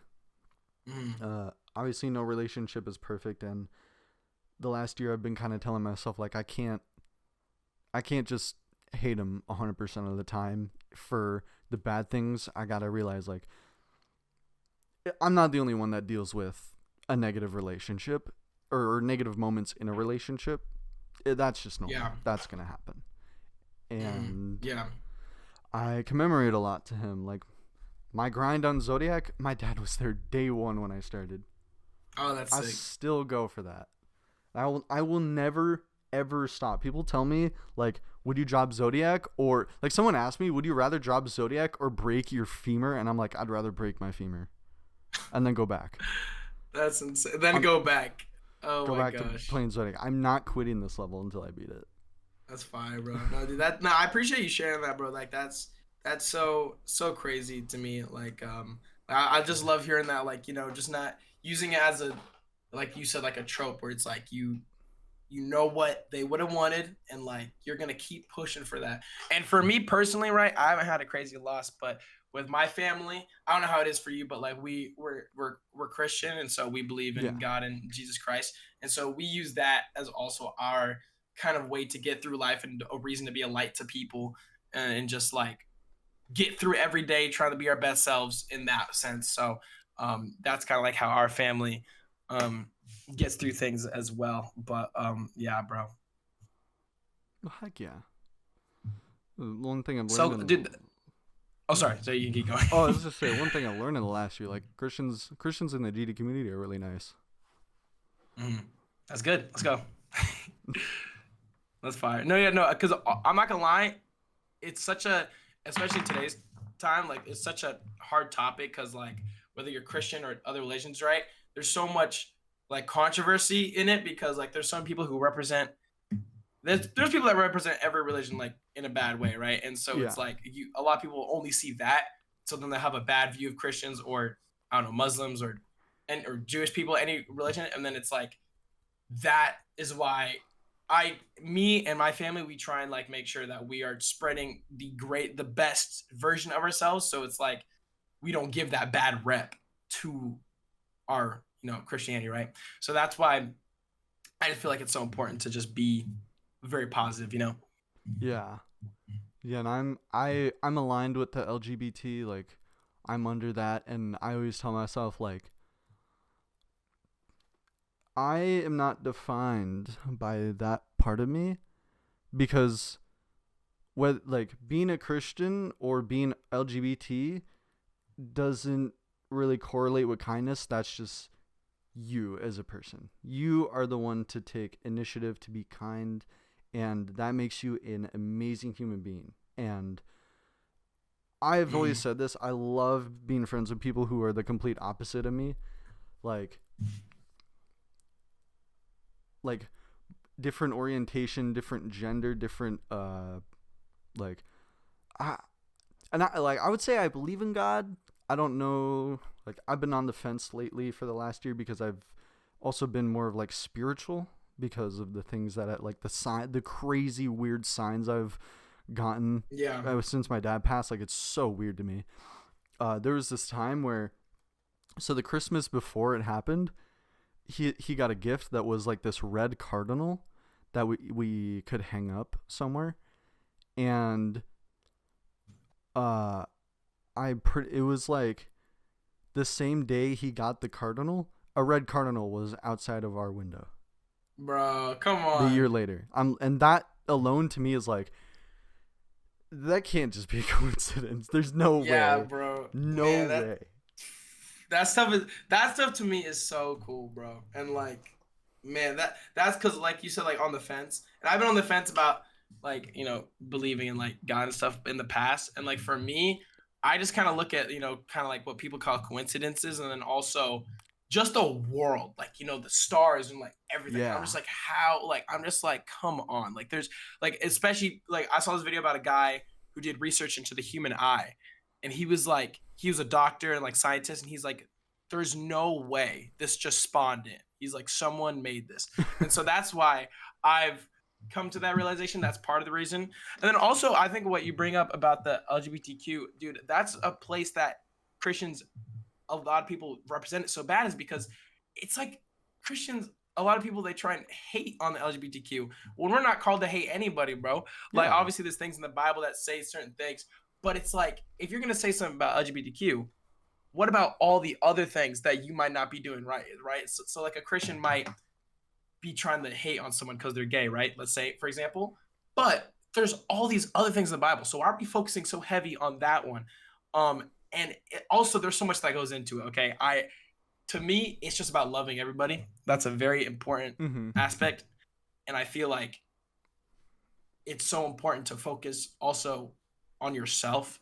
It's like some people are so quick as Christians to go hate on this person, when it's like, bro, you gotta, like, in Christianity, it says to like not have, you don't want to have a hateful heart. So it's like you're going against Christianity if you hate certain types of people. It's like, it just doesn't make any sense. So that's how I see it personally for that. But yeah, I can't agree more. It's one of the things I've seen quite a bit, is just like, it's one of the reasons why I it's so weird thinking that this could be a controversial thing to say, but I disassociate myself with, like, specifically the LGBT on Twitter, because like, Twitter's so bad. It's not even like LGBT alone. It's like just Twitter as a whole. Like, Oh my Twitter's god, bad. it's so disturbing. Like, Yeah, bro. I try and get off Twitter whenever I can. Bro. I have like I have stuff, so it's like if I have to show something up on Twitter, it like eradicates the main feed, so I only see what I'm searching for, because like yeah. it's bad, bro. And it sucks because it's like, for me, one of the best ways to like kind of find stuff going on in the world or the GD community is like Twitter. And I will say recently I've joined more servers like the GD News Center and all that. Like I've been able to just get these Discord servers instead, which is, Discord is superior to Twitter. I don't care what anyone says. Like, Come on. like, oh, Discord is a more beautiful place than Twitter by Yeah, man. miles. It's. I mean, I have to figure out, because my Discord, I have to, dude. Like my Discord has grown to such a crazy size, but like I need to actually moderate it, because it's like people are so toxic in it. But it's only because I've gotten less and less active in it. But I know I can like make, like with Twitter, it's kind of already cooked. But with Discord, you can kind of make it whatever you need it to be. So Yeah. yeah. But yeah, no, I've gotten harassed before because of my sexual orientation, just because it associates with the LGBT. And it's like, on one hand, it's like, it's sad that there's people out there that responded that way to the LGBT, but it's also, on another hand, it's like, with some of the things I've seen people say, it's like, I don't really fully blame them, because it's really scary. Like, Yeah, like the harassment and yeah, like stuff that just happens. all the stuff that happened in September, like everything, it's just like, oh my god, Bro, this has been the crazy. September was the craziest month. it was such ever. a crazy month. Like, oh my god, it was so, like, it's insane. it was what a ride. Rough, I'm glad it's over. Yeah, I was at my friend during like all the major stuff that was happening. I was I was, it was so funny. I was like, so much bad stuff's happening, but meanwhile I was actually at my friend's wedding during a lot of the main crazy stuff that was going on. I was at Yikes's. My boy Yikes got married, Yikes. bro. Come on, Yikes, bro. He got married. Dude, that's crazy. He's my age. He got married, bro, at 19. That's so cool, bro. So I'm very happy for him. But yeah, I mean, we were celebrating that while all the craziness in the world is going on. So, yeah. Massive luck to you. And I actually got I would say I got a little lucky too. There was a thing that happened on August 27th. Another shooting that happened, and I went to a Linkin Park concert, and I experienced that the same day. I got to experience that instead. The world is so, like, the world is just so corrupted, bro. Yeah. It's like that's why it's like, man, that's why that's how for me it's like you need your family, your friends. For me it's, God, Jesus, and like anybody that is good, bro. Hold on to those people, bro. Hold on to your people. Yes. Like, come on, dude. Like, and I would love to talk for like 20 hours, but I should probably get to another question. So. Hey, bro, I appreciate us talking about this though, because I think it was cool having. I didn't know if we were gonna talk about stuff like this, but it was cool having like another, like, talking about this. Yeah. Yeah, no, I appreciate it a lot. I mean, I'm not gonna lie. Like, there's probably a lot of things that you and I don't have in common, like based on like our beliefs and the way we like obviously, like, I'm gay. I assume you're straight. You're Christian. I'm like spiritual. My monitor's just flickering. Are you good? New audio. What is happening? Dude, I heard your mic glitch out a little bit, and then you just. Am I being hacked? Are you good? I think I'm good. Okay. It's not. I think we're good. But yeah, my point is, we can relate and connect and put aside our differences and understand at the end of the day, we as humanity, we need happiness, kindness, and love. Yes, bro. For each other. Come on. It doesn't matter the differences, bro. We're all humans, bro. That's what I'm talking about. That's good stuff. We may look different on the outside, but on the inside, we're all red and white and pink and whatever the colors of all of our flesh is. Carbon's cooking. Come on. Are you going to be the carbon dioxide in someone's life or the carbon monoxide in someone's life? I will be the carbon dioxide. Wait, which one's monoxide's bad, right? Yeah, monoxide is what kills plants, I'm pretty sure. Okay. Yeah. We're the dioxide. We'll be the dioxide. We will be the dioxide. Yeah, monoxide is what comes out of cars and pollutes the planet. We will be the dioxide. Yes. And you actually, I'll get this GD question out of the way first. Who is your least and most favorite GD content creator? Oh no! Oh gosh! All right. You just went on a tangent about love, and now who's your least favorite? Okay. Okay, least favorite. So I'm not gonna lie. I just wanna I want to be more broad with this. Just all the garbage shorts. Okay, because these guys, okay, their channels are huge, right? Someone literally hit 10 million subscribers in 6 months. Who was that? It's Zedar. And Zedar. Okay, see that what? You're not gonna believe this. He has another channel. What? That's GD at like 6 mil. Wait, it has 12 million on this channel. Oh my gosh. Like this thing, right? People like Zedar. I think there's another guy called Brands. Yeah, Brands. Their channels, like, I don't think their goal is to really have a community, or their goal is not community or really JUMPSCARE. It's just kind of like, I don't know. I guess it is money, but you don't make a ton of money off shorts. But if you're getting that many views, you are making money. Yeah. So actually, bro is making tons of money actually. So it definitely, when you're making shorts like that, you definitely just want to make money and subscribers. And I guess I don't want to, like, you can have that goal. Just for me, that's not my goal. So for me, I feel like if I'm gonna say least favorite, I think that content's kind of just absolutely cooked. Like, it doesn't really provide any value for the community at all. I guess maybe it does get more people to play the game because the 2-year-olds watch it, but I don't know. I feel like that content is probably least favorite. Now, I remember Kai Guy. I think would you say that Kai Guy started that whole type of content? I actually learned that it was. Do you know who Flaroni is? Oh, Flaroni. Wait, did Flaroni started it? Apparently, Flaroni was the first one to start doing like GD on TikTok. Oh, that's funny. I didn't know that.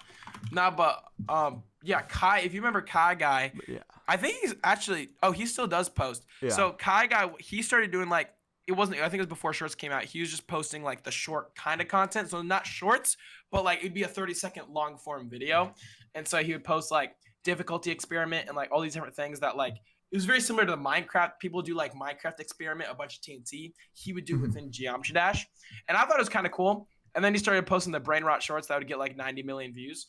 But the thing is, me and him were actually like friends though. I would actually call with him quite a few times. And I think he's a pretty cool guy. But as I would talk to him, he'd be getting all this hate constantly. So it was like this weird correlation where like I'm friends with him, but he's getting so much hate. But in the end, what I know from him, I think he just wanted to make a lot of money. I think he did like the game too. But his goal was just, he really wanted to make, he wanted to make some bank from this game. And I guess you can have that goal. For me, right? Like I said, that's not my goal. I want to have a community. But then he started like the school.com, and like he actually went through a crazy journey because he then started like the GD program, and I think people started to try call him a scammer, but I'm pretty sure he did actually provide the necessary resources. It was a scam in the sense that people thought it wasn't necessary. Like, you don't need to pay for a course for JUMPSCARE necessarily to get better at the game. But I think he had the right intentions. But then he went on to, like, I think outside of JUMPSCARE make crazy like programs through school.com where like he was making, I don't even like, I don't know if it's private information. I don't know if he told me or it's just out there, but he's making a lot of money from other courses. So like he found a way to just monetize in other ways. And I personally, from talking to him, I feel like he has a good like moral compass. Like I feel like he's just someone who I remember talking to. He just want to make a lot of money. But I feel like if he's doing a course, he's trying to provide value in a good way. I feel like, but he's the reason I brought him up was because I know he did a lot of the garbage GD. I just don't like the shorts type of content because I feel like it doesn't provide a ton of value for the game. Honestly, yeah, I agree. I will say this though, I don't follow the hate anymore because when I started doing Secret Way with Vix, the one thing I always heard him talk about was like people would complain about Secret Way and he would be like, oh, what if I just walked into McDonald's and told the workers, oh, you're just putting the fries in the bag for money? Like, yeah, I mean, it's like, it's kind of making money in different ways. And I just kind of thought to myself, like, I'm not going to hate on these people anymore because at the end of the day, everyone relates to one thing, and that is money is important to our life. Yeah, bro. I get you. That's the reason why I was saying like their goal is money, but like it's not my goal. And I feel like I don't like a lot of people hate on them, but I feel like I personally just can't hate on it a ton because I fully get that. Like why you want to get money. Because also people will hate and then they won't realize like sometimes the intentions of some people, like who knows, maybe ZRGD or someone, they want to make this money because they live in the most poorest part of the country and they're literally gonna die. I don't know. Like you never know someone's situation, and that's the reason I never want to hate on people a lot, is because a lot of people will try and get mad at someone and then they suddenly realize, oh my gosh, their dad or their mom or someone has a disease and that's the reason they're doing what they can to make money. Like just something crazy. And then you never realize that's like maybe like it might not be, but sometimes that's the reason, So yeah. I also will just toss in before we go to your favorite creator. It's Bran, I think, does have passion because he does actually try to play the game. Like he was trying to beat one of the haze levels. I don't know if it was prismatic or chromatic, but he was trying to beat it on stream and actually not doing too bad. Like he was pretty consistent with it. Like, that's sick. I think it's passion. And also about him, I'm pretty sure, right? He started doing long form content. Yeah. So I definitely saw I remember when he started doing that, I was like, okay, he has some like potential there. But what's crazy when you think about it, right? When he posts because this is also the reason why I didn't like short form content like when it first came out, is because, for example, he has like 7 million subscribers. His shorts get so many views, but his long form, they still get views, but not nearly what his sub count is. Yeah. And so what I hated shorts because I thought that's what kills your channel. But I think shorts are actually, they're better than I originally thought because it's if you do it right. Like if you are good at shorts content, but then you haven't done that much long form, obviously your long form's not gonna do that well. But then I realized that by me doing short form content, because I started posting some shorts, that it actually is a good way to build your community more. It's just, you can't, if you stray away from long form, then your long form's not gonna perform as well. If you're doing both, then they can coincide together. So it's kind of like you have to do it right. That's what I didn't realize before when I used to hate on shorts a lot. But yeah. Yeah, I like to compare it to like music artists. Like if you think about your favorite music artists, at the end of the day, one of the things that tends to keep their art going is experimenting. And that's how I like to view long forms. Like we started out doing documentaries and then we're like maybe showcases and they started doing well and then started going down, and then we tested with interviews and we do these now, and maybe someday we'll test with a new thing. Maybe I'll start making an Apesta like video on Secret Way, who knows. Like bro, that's cool. Experimenting, bro. Yes, experimenting. It's the pinnacle of success on YouTube, and I think every shorts YouTuber should experiment with long forms no matter what, because at the end of the day, people are going to view them as a shorts creator. So if they have a long form that flops or a long form that does well, and they keep juggling until they find a balance. Until that happens, it's like not a lot of people are gonna like give you negative attention for it. Yeah. No, I feel you. I feel you. That's good. Experimenting. The E word, my favorite word in the book. The E word. Yeah. I mean, that's how I started, bro. Like piano player video. I just experimented with some random topic. Come on. Favorite. Oh, favorite creator. Man, bro. You're talking about favorite GD creator? Favorite GD content creator. Bro, my boy Vortrox, bro. Ooh. He really be killing it. It's so funny seeing him change because I didn't know him really at all not that long ago.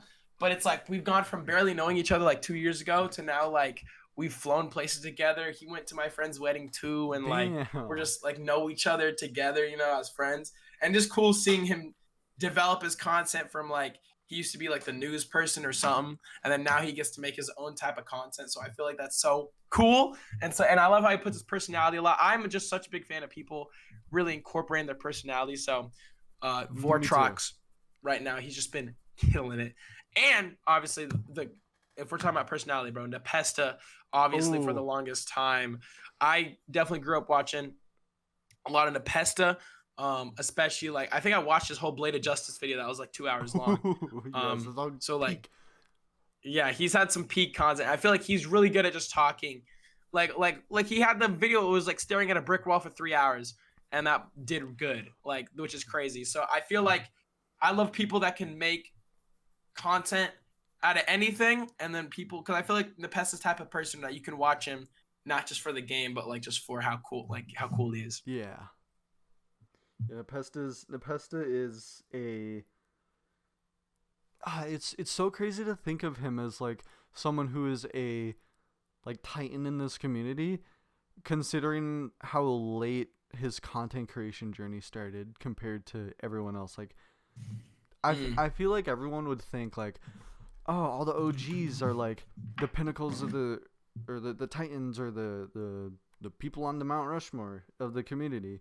Mount Rushmore. But like Nepesta being like peaking in 2019, 2020, and 2021, and then still being seen as one of the best content creators in the game, like people see him as one of the 3 EVW : Nepesta. Like that is something I don't think we will see for a long time.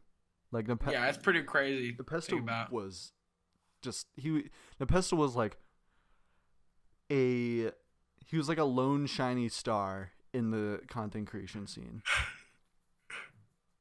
Yeah, he really set himself apart for sure. I think he did a really good job of I don't know, he's just really good. 'Cause I remember watching a lot of his bridge. If you ever watch his Minecraft bridge content, I'll be watching his streams on that. But it's dope. It's dope. Yeah. And I know we've brought up Yikes and Vortrox a couple times, and I saw a lot of comments like, how did you meet Yikes? How did you meet Vortrox? So we'll go through these 3 people. Yes, I said 3. There's a third one. Kai Cenat. Yo, how did I meet my 3 best friends? Vortrox, Yikes, and Kai Cenat. Come on, those are the 3 most asked. My boy Polymars. I don't know. Oh, that's funny. We'll start with I assume the person that's the closest to you, Yikes? Yes. Me and Yikes, dude, it is so crazy. So yeah, I do talk with Yikes the most out of a lot of people. Me and him actually have a talk coming up. We're going to be going to Dallas Vid Summit in about 4 days. We're going to be talking on a stage in front of people, giving a presentation about how to grow a community on YouTube. So it's pretty cool. A lot of y'all might be like, Sammy, can I come to the talk? Probably not. The tickets are $1,000. Very expensive. It's like a Vid Summit is like VidCon, but for like networking. So it's kind of like people pay a lot of money because it's like a big networking type of event. But we're doing a talk. Anyways, the way me and Yikes met, very strange way. So I didn't know who Yikes was, and this video, okay, I made a video on my channel 2 years ago. It was this one right here. I'm gonna send the screenshot just so you can see it.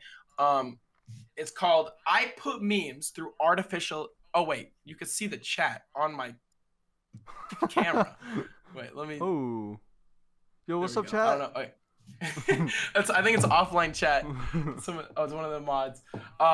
W Craft Reels. So the way with Yikes, right? I didn't know who he was. I have a video called "I Put Memes Through Artificial Intelligence." This is one of the videos I was working on that when I was growing in the JUMPSCARE space, I'm like, I really want to do other content, right? And so other content wasn't really doing too well, but I was trying to make it work.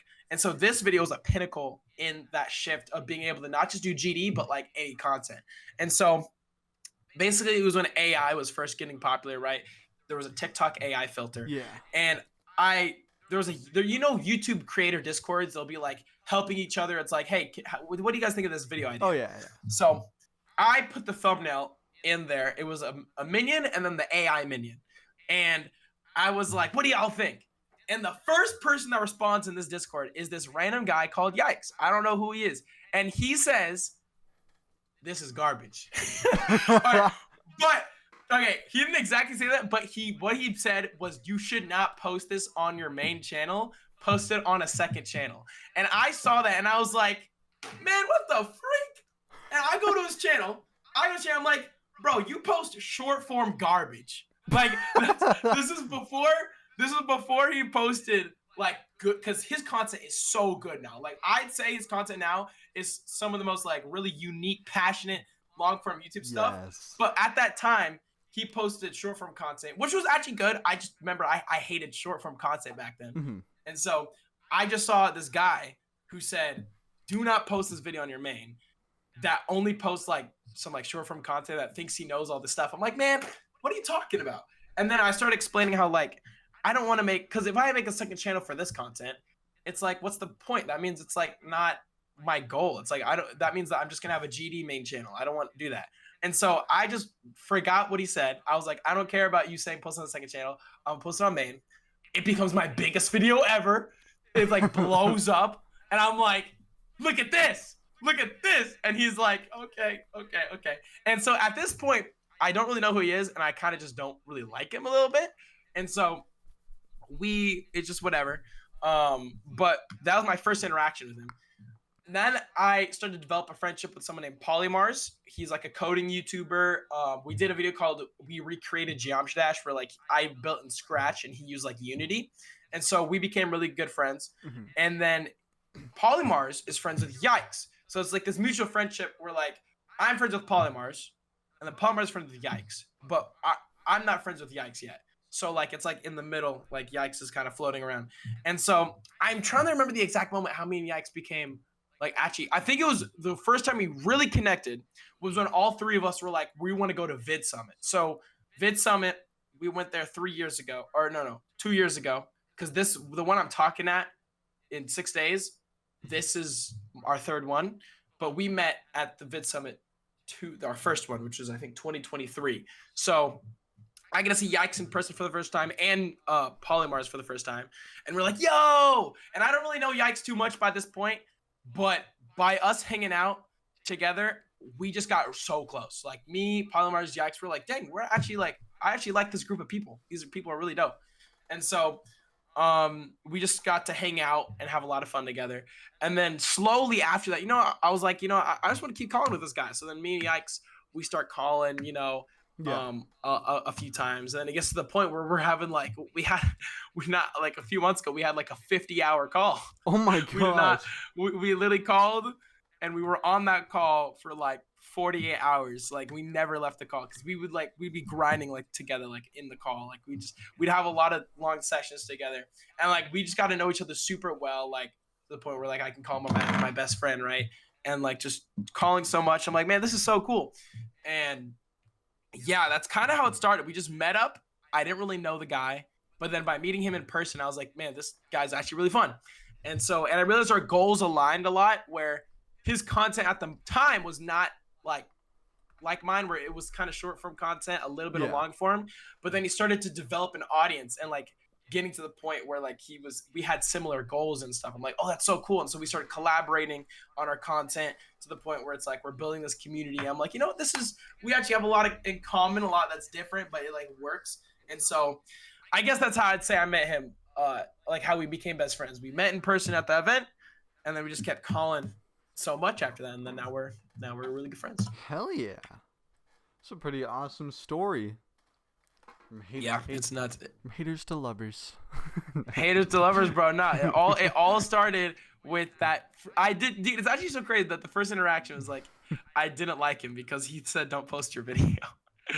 But it was good. It was good stuff. Oh, hell yeah. He does seem like a pretty stand-up guy as well.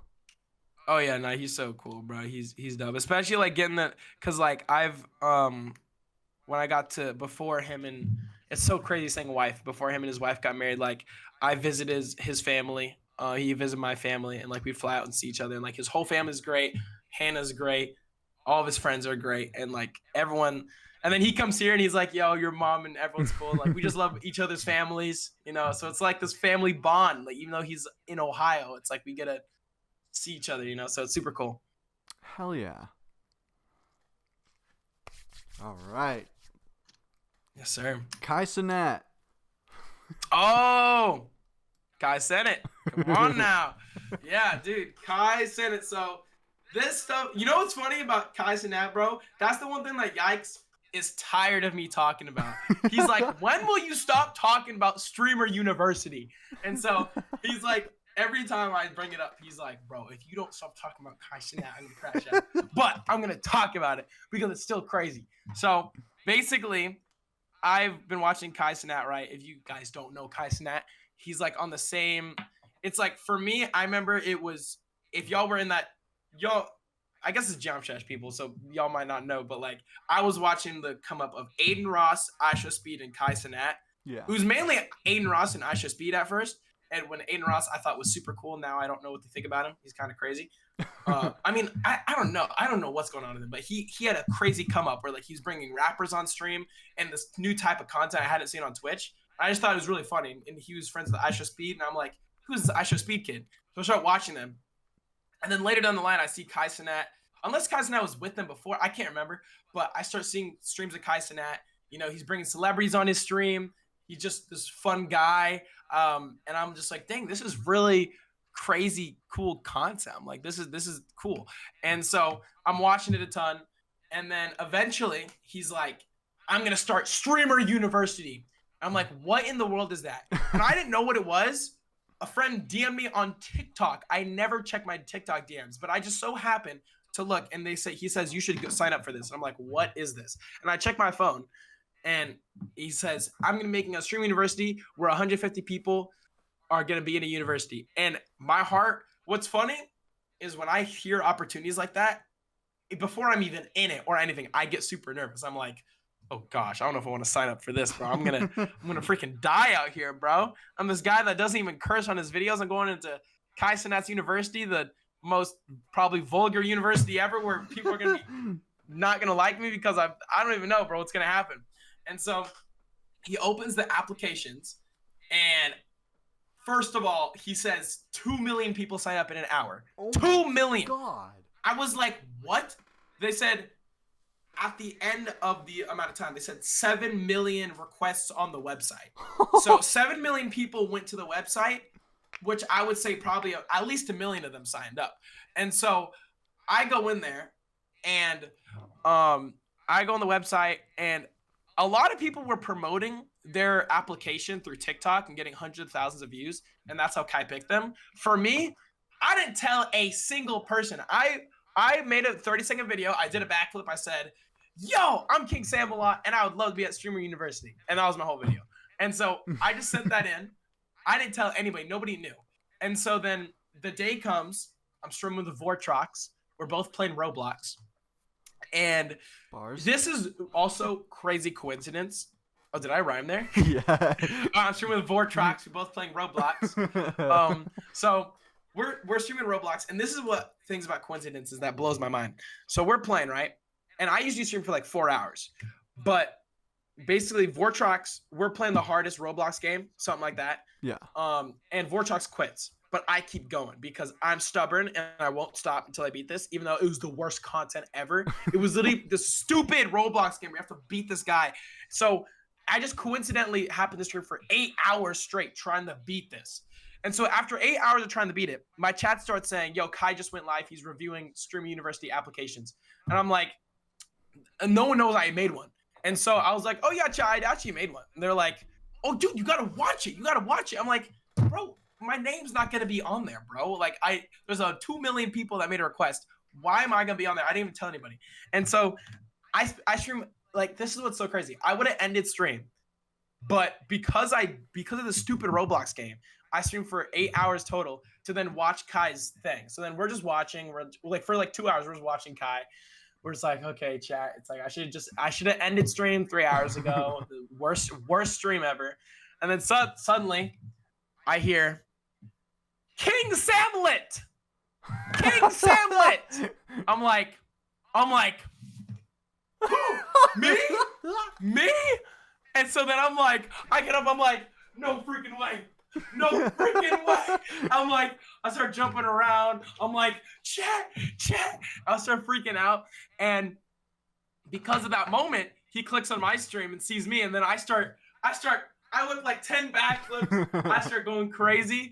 And then I see his face. He's like, what is happening?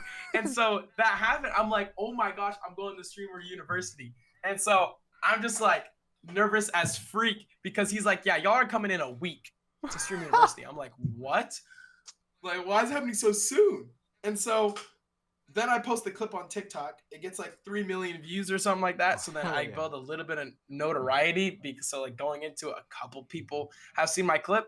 And so I get there and man, Stream University was just a different experience. You walk in and you're in this room with like every single streamer like you see in Kai's community. Like I see Ray and like Duke Dennis and like Ancient. I'm like, dude, they're like 5 feet away from me. And so I didn't do the best job. Like I'm like this happy guy, right? But like I try to be extroverted. But in that moment, I really did not talk to a lot of people in the beginning there because I was just like, it was so stressful. There's so many freaking people. And so they start the stream.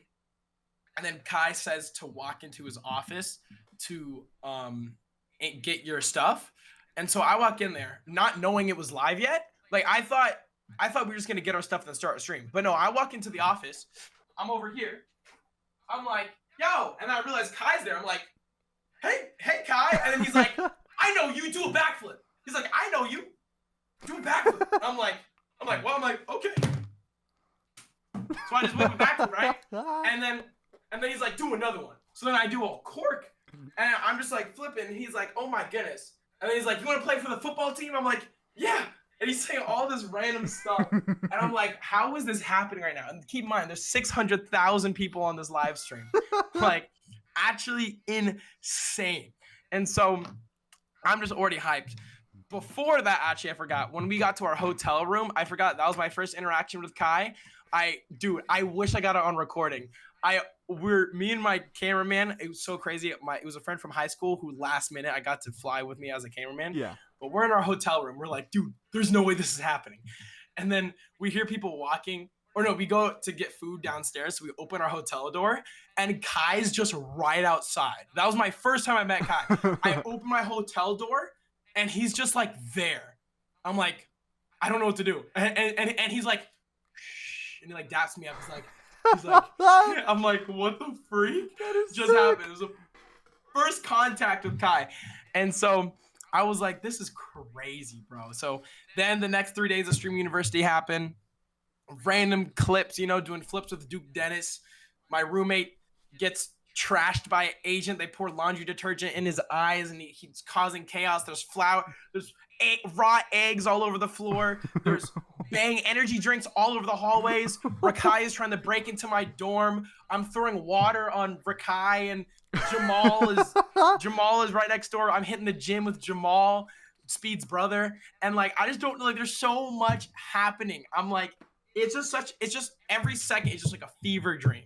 Like it's just such a crazy experience. And then the borders of the university just shrink. It's like Fortnite, where the borders right start really wide, fans can't come through. The next day, the fans can touch you now. They can kind of fling their arms at you. And then the last day of Streamer University, the borders are gone. There's these kids running all over campus that aren't even part of Streamer University. And like I don't know who's a Streamer University student or a random kid. And so like it was like the storm was shrinking. It was kind of scary. But I was kind of fine because I'm not gonna say I'm at the level of everyone else there, right? The fans are. There was one kid. It was so cool. There was a kid who made like day one of KingSammelot trying to get his attention, and I remember watching his video, and then I see that kid, and he's like, KingSammelot, bro, it's me, and I'm like, oh my gosh, and so that was the one kid that actually recognized me. That was so cool. But dude, it was insane. I felt like a celebrity because I'd be walking to class with Ray and Rakai. Yeah. I'd just be walking to class, and there'd be 300 kids on either side of the security guards trying to stop them. Like, God, like they're screaming. They're like, Ray, Rakai, oh my gosh. And I'm just like walking with them like, am I supposed to be here? Like, there's no way I'm supposed to be here right now.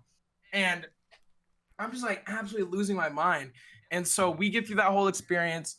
It was super crazy. We got a couple really good clips out of it. But I was just like, man, that's insane. And so that ends, and I go back to my normal content. And I'm like, okay, we're chilling.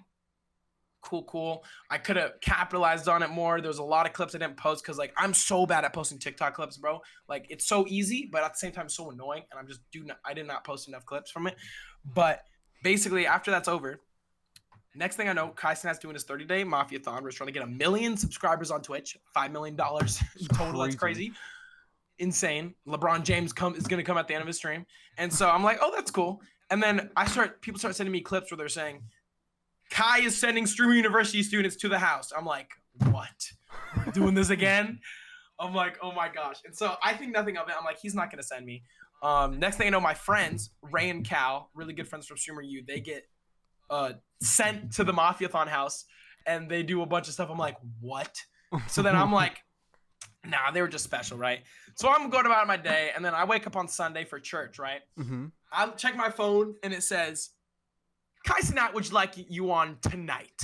I'm like, what? Tonight? Yes, I get a text saying we want you on stream tonight. I'm like, what? And so I send them all the details, and then we go to church, right? And then at church, they send the flight details and say my flight's in like 3 hours. I'm like, what? I get the flight details 3 hours before the actual flight. So we get out of church. We're like, bye. You know, worship was awesome, but we gotta go home. And so we get everything packed. And what's so crazy is in that time of like a few hours, we were able to talk to a friend from church who embroiders on hats and clothes and make a custom Mafia-thon Kai Cenat hat for him as a present before we went. So we got all that done, and then we get on the plane. I'm on this plane. I'm like, bro, this is freaking stressful. But I had a better mindset going into it. For Stream University, I didn't know how to act. I didn't know what to do because I felt like I had to be like everyone else. So there are a lot of moments during Stream University where I felt like I was trying too hard to be like the other streamers. But my goal for Mafia-thon was I'm literally just going to be myself, bro. I'm not going to try and I'm just going to I don't know what that means, but I'm not going to try and be someone else, right? Mm-hmm. So I'm just on the flight. We're going there. I arrive at the hotel. And what's crazy is the other Streamer University student that was there is a friend of mine. They could have been anybody else, but it was a friend of mine. We're like, yo, we're both here, bro. No way. This guy named Shello. And we're at this hotel, very nice hotel. And I'm just like, bro, where am I? And then we get a text and they actually delay it to the next night. So I had a whole day in LA to hang out with Polymars because he lives there. So we just hung out the whole day until the next night. So then the next night they drive us up. Also, I know this is a long story, but it's like there's just so much to talk about. No, you're good. But we go up we're in this Uber Black. We're in this Uber Black going all the way up through these Hollywood hills. Like we're passing the biggest homes I've ever seen. And then we passed 3 security guards, bro. The first one, they're like, why are you here? I'm like, oh, streamer university student. Here's the thing. They're like, okay. And then next security. I'm like, bro, what? And then we get to the doors, bro. Dude, we get to the doors of the house. The doors are 20 feet tall. What? Like, I'm standing here in front of 20-foot tall doors, bro. I'm like, what home needs 20-foot tall doors? And so we all walk in. We start looking at the production room. We're seeing these guys who spend 24/7 moving the cameras to wherever Kai is. I'm like, the production room looks insane. I'm like, what in the world is going on? And so I'm just looking around. I'm like, this is crazy. And so I start meeting a bunch of people in the production room. And then after that, they're like, all right, it's time for you to go up. And I'm like freaked out. I'm like, bro, Kai's literally up there, bro. I'm like, oh God. I'm like, no, bro, I can't do this, bro. And so we get there, we go up, and instantly I start to feel super stressed because this is what happens. Because Kai, right, he's doing a 30-day Mafia-thon. You know how like subathons, they're super, you get worn out. Like that's hard to stream for that long. So it's day 10 of the Mafia-thon. We go up to Kai's room, or up to the room where they're going to play a game of Mafia. They want me and Shello to play a game of Mafia. Along there's a girl named Mari that was with us. Mm-hmm. And this is day 10 of the Mafia-thon. It's funny because you would think, right, they want content. But no, it's day 10. They're tired. They don't want another kid that's going to be clip farming, right? Yeah. Which is kind of funny. They're just tired. So I get in there. The first thing I do, I'm like, yo, Kai. I hit a backflip and stuff. And instead of the reaction I thought, which would be like, KingSammelot, he was like, yo, chill out. Sit down. I was like, yo. I'm like, what did I do? So everyone just zero vibes. Like, they're just like, why are these kids overreacting? And in my mind, I'm like, bro, what am I supposed to do? And so I sit down and I'm like, oh my gosh, I messed up, bro. Like, chat probably hates me. Everyone hates me. What am I doing? And so I'm sitting there, right? And then my friend Shello, what he had done is he took a watermelon from the production room and he was trying to do his own clip farm. He's trying to smash the watermelon to open it up like as a bit. He tries to eat a watermelon. And I would think, funny bit, right? You know, I don't know, just trying to eat a watermelon. But then Kai and everyone's like, stop doing that. And it's so, bro, that's the reason why streaming is so stressful is because you have a live audience seeing you. And in terms of like Shello's situation, my situation, the streamer that you're there for, that you love, is like telling you to calm down. And we're like, oh my gosh, bro, we're screwing up, bro. Because it's like, we feel like we have to do whatever they like in order to have a good like look. And so I'm watching Shello bust open this watermelon and seeing everybody think he's annoying. And I'm like, oh gosh, this is not. And you can see the chat on this big monitor, big TV screen saying, who are these losers? Kick these kids out. And like, it's so toxic. Like, you have to really be mentally prepared for things like this. And so I'm like, holy crap. And so we start playing Mafia, right? We start playing. I'm like, you know what? I'm not gonna try and clip farm. I'm just gonna like, maybe it'll be a bit loud, but I'm not gonna try and like push too much, right? Mm-hmm. So then my first moment kind of comes, right? Where I'm like, chat, I will do a backflip for every sub in the chat. And then Kai was like, do it, bro. Chat, he's gonna do a backflip for every sub. And I'm like, oh my gosh, something that he actually thinks is cool for once that he's not gonna say don't do. Because imagine I said that and he was like, kid, sit down. Like, dude, but finally he was like, yeah, no, it already hurt enough from the first backflip. But he's like, he's gonna do a backflip. So then the infamous moment happens where I start doing backflip. I'm like, 1, 2, 3. I start hitting all these backflips, right? Yeah. And there's an actor called Marlon Wayans there, okay? I didn't recognize his name at first, but he's a very prominent actor I've seen in movies. And it was already crazy seeing him. But while I'm doing the backflips, he's like, hey, yo, I got a watermelon. Can you do a watermelon? Can you do a backflip with a watermelon in your hand? And I'm like, what? And so in that moment, I pick up this watermelon. It was the watermelon that Shello brought. Oh. And I'm like, okay. And so I try to do a backflip. And instead of holding it the whole time, I just whip it across the wall. It just splatters all over the ceiling. It's just all over the ceiling. And I'm like, oh, shoot. And then I just fall to the ground. I purposely fail the backflip. I'm just going to lay there. And I'm just like, Mr. Marlin, what did I do, Mr. Marlin? What did I do? and then I'm sitting there. I'm like, oh, no, was that a bad bit? And then I start to hear Kai be like, that was a W clip. And I'm like, okay. And bro, that's why streaming stuff is so stressful, because it's almost like every moment I'm just relying on if Kai and like Marlon think it's funny, because it's like if they don't, then they don't like you and the chat doesn't like you. And Oh man. so after they said like W Club, I'm like, okay, that was cool, right? And so then the night keeps going on, and I started to realize that, it's funny using the term clip farming in general. It's like, clip farming is like, you're trying to farm a clip. Yeah. And so I started to realize I should only really like clip farm, right, if the other guys think it's funny. So like, right, imagine a scenario where instead of Marlon Wayans giving me the watermelon, I just did a backflip with a watermelon. That would have been so cringe. Like, I would have thrown the watermelon and they would have been like, what are you doing? They would have been mad. But because Marlon Wayans said pick up the watermelon, then it was fine. So it's kind of like I was learning I should only do stuff if they kind of incentivize it. Yeah. So that's where I kind of went the rest of the night.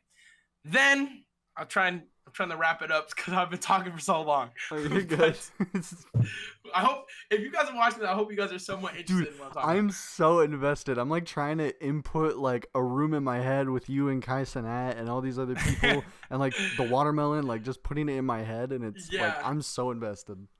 Okay. So to try and get to the other points too. After the watermelon clip, we keep playing, and luckily I get to the end of every Mafia game. So I'm kind of like, I don't want to say main character, but like I have a lot of screen time where I'm not like off the game, like in the game of every game. Mm-hmm. And so in the last game, this is where everything kind of spiraled.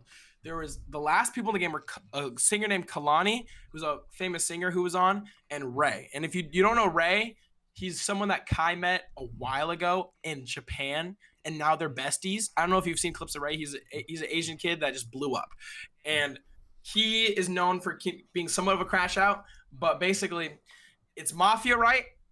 I'm a civilian. If the way Mafia works, you have to vote out the Mafia. Mm-hmm. I'm civilian, and I have to figure out if Kalani or Ray are Mafia. I have no idea. Kalani is she's like, I'm not Mafia, Sammy. It's Ray because like blah blah blah. And then Ray's like, I'm not Mafia. I'll suck a like. He starts saying the most gay stuff ever to try and tell me he's not Mafia. He's crashing out. I'm like, what is you doing? He's like, I'm not Mafia. I'll freaking eat a blank if I don't. Like, I'm like, what is you saying right now? And so by this point, he's yelling at me so much that also I'm just gonna. Well, actually, I'm not gonna say that, but I'm trying to figure out. Okay, Kalani's being calm. Ray's crashing out. Is he crashing out as a bit to fake that he's Mafia? Is Kalani acting kind of calm to pretend that she's Mafia? I have to figure out who's Mafia. And I have to try and vote out Mafia, right? Mm-hmm. And so I am like, who is it? So then in the end, I'm like, Ray, I think it's you. You're Mafia. Because he was just annoying me. He's screaming in my face. I'm like, oh my gosh, I just want to get this guy out. So I get Ray, I vote him. And he's like, what is wrong with you? You're so stupid. You're stupid. You're stupid. He starts crashing. I'm like, oh my gosh.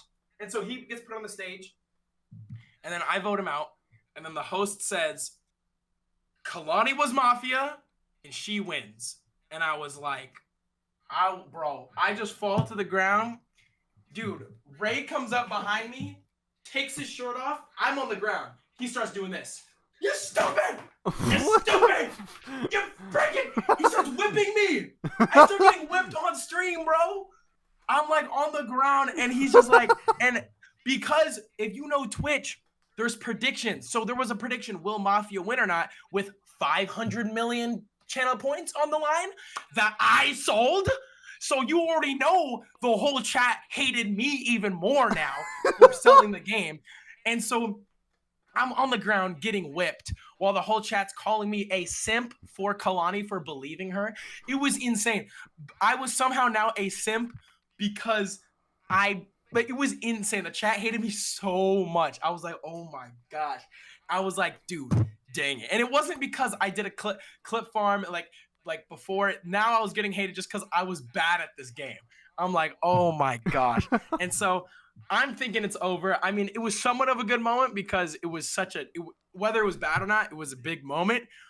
But I was in the bad part of it. And so I'm like, man, I'm so cooked, bro. So then after that, we were supposed to go back home. But for some reason, Kai had another bit to do with us. where we were gonna go and hit drones with tennis rackets. I've, like, that's some rich stuff right there. And so we go out there to the pool area, and then Ray is still pissed at me. He's like, "You sold." I'm like, "Bro." So I'm around the pool. Suddenly, like, this is the pool right here. Yeah. I'm standing here. I don't realize Ray's right behind me. Oh. And he just goes, I know "Oh!" this. I know this clip. Yeah. And I just push it full, all clothes on. Fully just pushes me into the pool. I'm like, "Oh no, he didn't, bro." And so then I get up to try and drag him in the pool. But I think he was actually mad because in the clip, he actually puts fists up to try and fight me. I'm like, what in the world? I'm just trying to grab him, put him in the pool. But then I start like to notice the chat switched a little bit from like everyone hating me to like, "Yo, you're doing too much to Sam now. Like, Sam doesn't deserve this." And I was like, "Oh my gosh." And so all that happens, and I'm just like, what is happening? So then I go home soaking wet. But before I go home, Kai had us come on and give our like emotional speech, right? Because he has everyone do a speech, which to me was crazy. Like because I remember watching him do speeches like last year and all these years, and so I get to give my speech. My speech was like about how it doesn't matter if you're famous or not; it matters on who you are on the inside, and like whatever I was talking about. Yeah. And so, and then Shello's talk was about how if you got to be homeless, if you got to kick your mom out of the house, that's what you got to do. I don't know what he talked about. But he talked about something crazy. But I give my speech and write the whole chat. The chat, that's why you just cannot look at the chat because, like, if they don't know who you are, you get a lot of hate. So, like, the whole chat's just like, "Get this nobody out of here, yada, yada, yada," whatever stuff. But then by the time I was going back home, I looked at the chat and all the chat was like, "Give Sammy clothes. Sammy needs clothes. Give him shoes." And I realized, like, I wasn't fully hated anymore. I was like kind of like the chat kind of liked me because I got pushed in the pool. Yeah. So it kind of changed a little bit. And so I went back to their house to get shoes and my backpack. I left my backpack with all my stuff at the house. And so I was able to get that back. I went back home. But after I went back to the hotel, I was just like, man, it was insane. Like, to me, I feel like it was a crazy, I think, positive experience. Like, it's just so stressful because if you're someone, Kai invites a celebrity, everyone likes you already. They're like, "Oh, it's this guy." But if you are a small streamer like me and you just get thrown in there, it's like me getting thrown into a big friend group that already knows each other. It's like I have to figure out how to make it work. And so I feel like I kind of made it work because by the end of it, like after the pool, getting pushed in the pool and all these things, like I wasn't like fully hated. Now somewhat known. That was another thing too, because at Streamer University, Kai never said my name. He did not know my name, and I only saw him for like 10 minutes total because like he'd be like, "You're the guy who does backflips." I was never able to say I'm KingSammelot, right? And so I saw him for a total of 10 minutes during Streamer U, but there was like a 4-hour segment at the Mafiathon house, and so I got to like say my name and stuff. So he would like call me Sam, and that's when people in the chat actually like knew who I was a little bit. And so I feel like what I gained from it was just like kind of being known a little bit more, but just a crazy experience, bro. It was nuts. I'll say personally, I much prefer just growing slowly than like going onto these stressful, like it's cool, but man, it's like you gotta be prepared, bro. So yeah, that was my time at the Mafiathon house, then the Kai Cenat journey, you know. So it's crazy, bro. It's crazy. Oh my god, I got so immersed into that. That was a great story. I was trying to explain it like quick, or I don't know how long that was, but yeah, it's about pretty 20 minutes. There's so much other random stuff, but man, I got my my Streamer University yearbook. Oh, that's freaking fire. Check this out. If we open it to this page right here, you can see your boy. Oh, it's the lighting is so bad. I'm right there. Oh yeah. In the yearbook. But dude, wait, actually, one thing I do want to say, I don't know how to explain this. At Streamer University, right, there were like over 100 students, hundreds of students, like 200 or something. Yeah. And he said he was going to fly out all the Streamer U students, or most of them, to the Mafiathon house. But after it was over, the whole Mafiathon, it just ended on September 30th, bro. It was me and my friends and like I think 8 other people went. I was like he did not like, and no hate to him, he probably had so much going on, but barely any students went on. I'm like so lucky. Like 90% of the students did not go on the stream. So I don't Ooh. even know how I got on. Like I was under the precedent that like they were gonna go on over the next 20 days, but like no one went on. Like, and I was checking every stream to see if there was a streamer U student, and there was only like 10.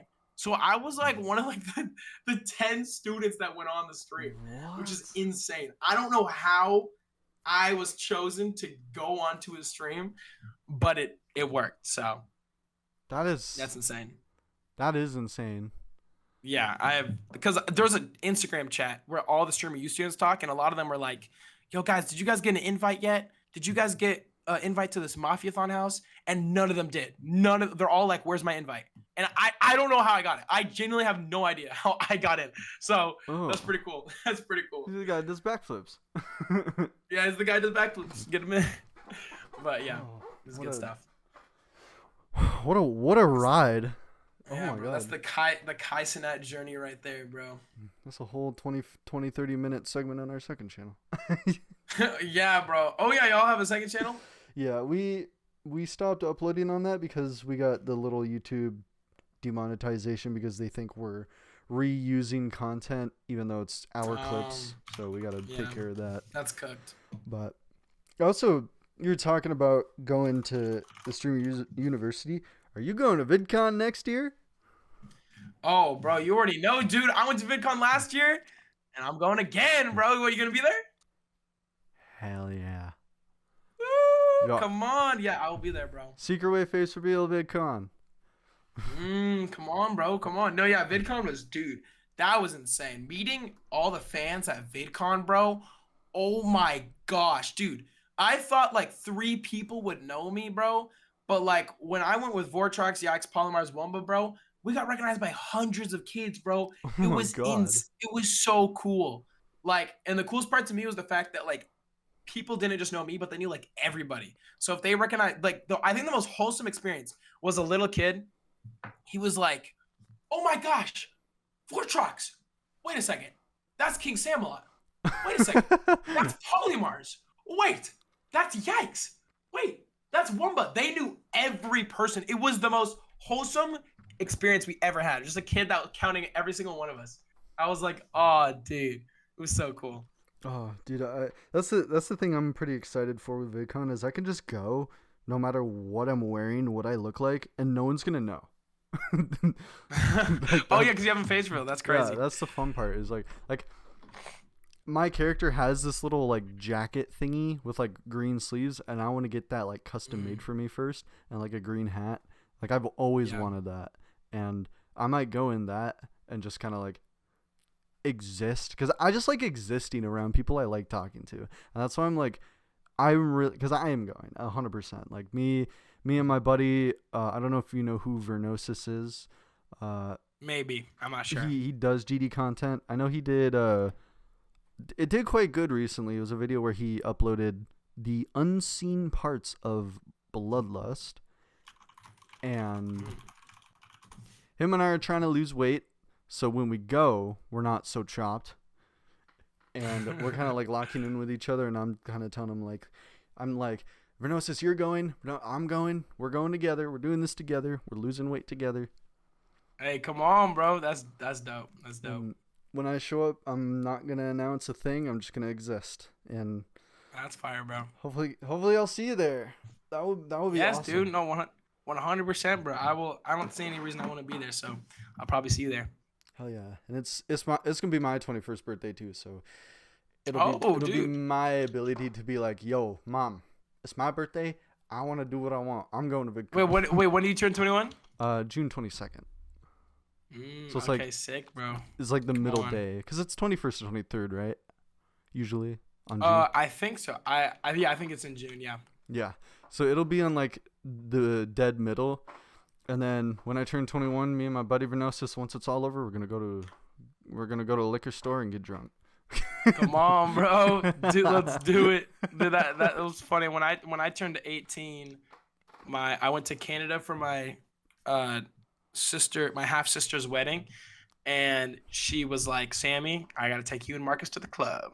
And so we went to the club, and I did like I don't know how much I'm gonna drink when I turn 21 in America, but we went there and I drank like one thing because she was like, you gotta drink something. So I drank one thing because everything's 18 and more Yeah. in Canada.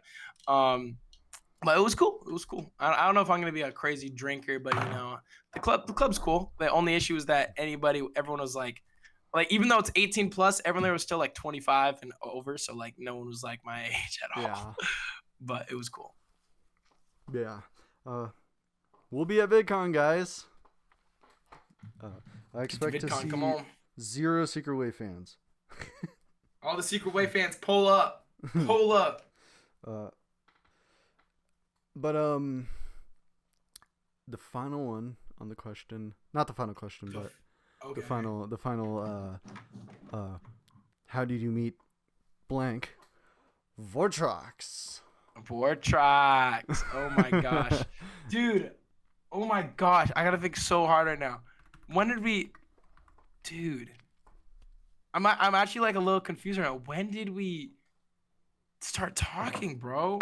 Hold up. I gotta like look through our Discord DMs or something, because like I actually for some reason I genuinely cannot think right now. When did we okay, because I know when did I first hear about him? Wait, let me I need dude, hold on, I gotta figure this out. How do I not first DM old.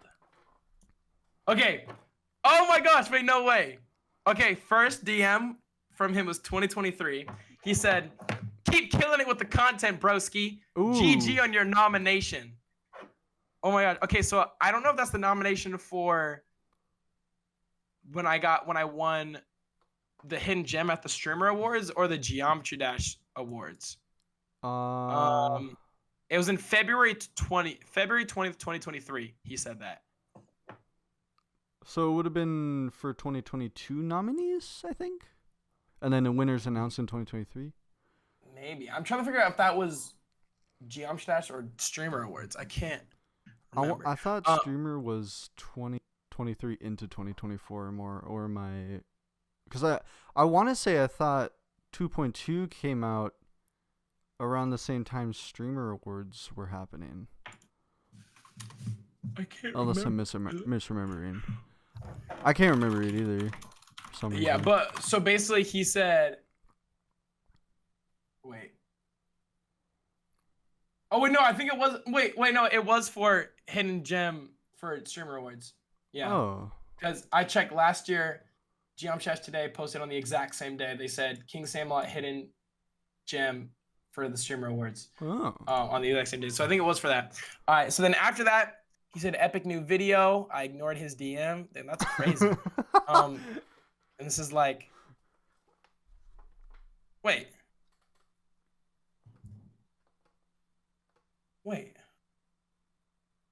Oh, wait. Is this one? Okay, wait, hold up. One of his first DMs was saying, what's this all about? And it was about Vid Summit. Mm-hmm. The thing I was just talking about. And he said, yo, what's this all about? I want to go to a convention. And I said, yo, are you going? And he said, I'm going to look into it. Wait, is that when we met through Vid Summit?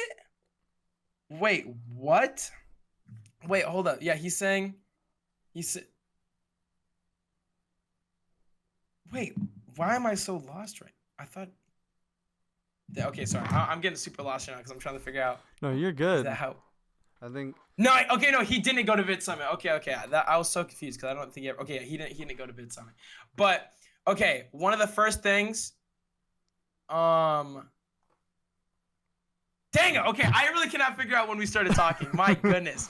Yeah, I think we just, man, I'm just looking through our DMs. It's all just like, I think one of the first times we got really close was like when he flew down for my birthday. Because I did that whole birthday video where it was like my mom surprised me and she flew down Yikes, Polymars, Vortrox, and like all these people, right, for my birthday. And I think that's when we got closer. And it's crazy. My mom just set that up without me knowing. So we got way closer during that. One thing I want to say about Vid Summit, though, that I just remembered was that when I stayed there, I think it was the last time I stayed there, at the Airbnb, I was sleeping. Everyone tune in for the next 2 minutes, okay? You ready? I was sleeping, right? And I'm sleeping, and I'm having dreams at this vid summit where, I don't know, it's raining, man. Like, it's raining. I'm like, why is it raining, bro? And I'm just like, this is so crazy. Like, it's like I got water, and I wake up with a little bit of water in my head. I'm like, oh, the dream was real. And so then I get out of bed, look up, and the ceiling fell on me. What? There was black mold within parts of the ceiling, and a chunk this big of the ceiling had fallen onto me on my bed while I was sleeping. Oh. It was insane. And I get out of bed, and I have this like drips of whatever on my head, and like, and it's crazy. It wasn't until I got out of bed that I realized like the ceiling just a big hole. Like, it was about the size as it was a bit bigger than this. I know about this. Don't worry. You don't gotta talk about it. Yeah. Wait. Hold up. I just dropped the nail. Oh. That's. Oh. Where did the nail go? That's not Where did good. the nail go? Yo, wait. I'll try to help you. You find it? Can you see it? Nope. Okay, you know what? Let's just hope I find it later. But yeah, just that was interesting. Oh, I guess the hole's gonna be there now. But yeah, that was just something interesting that happened where I literally just woke up and the ceiling fell on me. So I just threw that in. That was a nothing burger story. But yeah, Vortrox. Oh, you're good. We met. We got closer through my birthday when he came for my birthday. And before that, I think we just like called it. I just can't remember the exact moment, but yeah. Well, I will say a little less longer than the Kai Cenat story. But That's why I have more to say about Kai Cenat than my good friend Vortrox. That is crazy though. Like, what the hell? Yeah, so much random A stuff. piece of ceiling falls on you. Oh my god, I'd be scared. Ugh.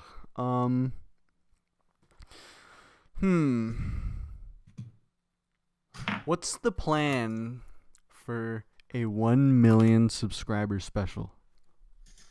Oh, brother.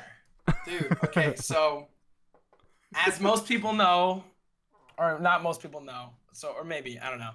At 10,000 subscribers, I made Moon Fries the music video. And then at 100,000 subscribers, I made Jazzy Juice the music video. And so my brain was like, I'm gonna have a banger song for 200K. Oh, never mind, it happened too quick. I'm gonna have a banger song for 300K. Oh, never mind. 400K. No, actually 500K. No, 600. No, 700. No, 800. And I never made one. Another music video for 700,000 subscribers, bro. It's been my last music video was 100K, and so now by this point it just has to be 1 million. So for my answer, I want to put together a third music video for 1 million subscribers. It's just been so stressful because this was annoying me. Jazzy Juice took no time. I made that song in such a short amount of time, and then I made the lyrics, just goofy lyrics, right? Took no time.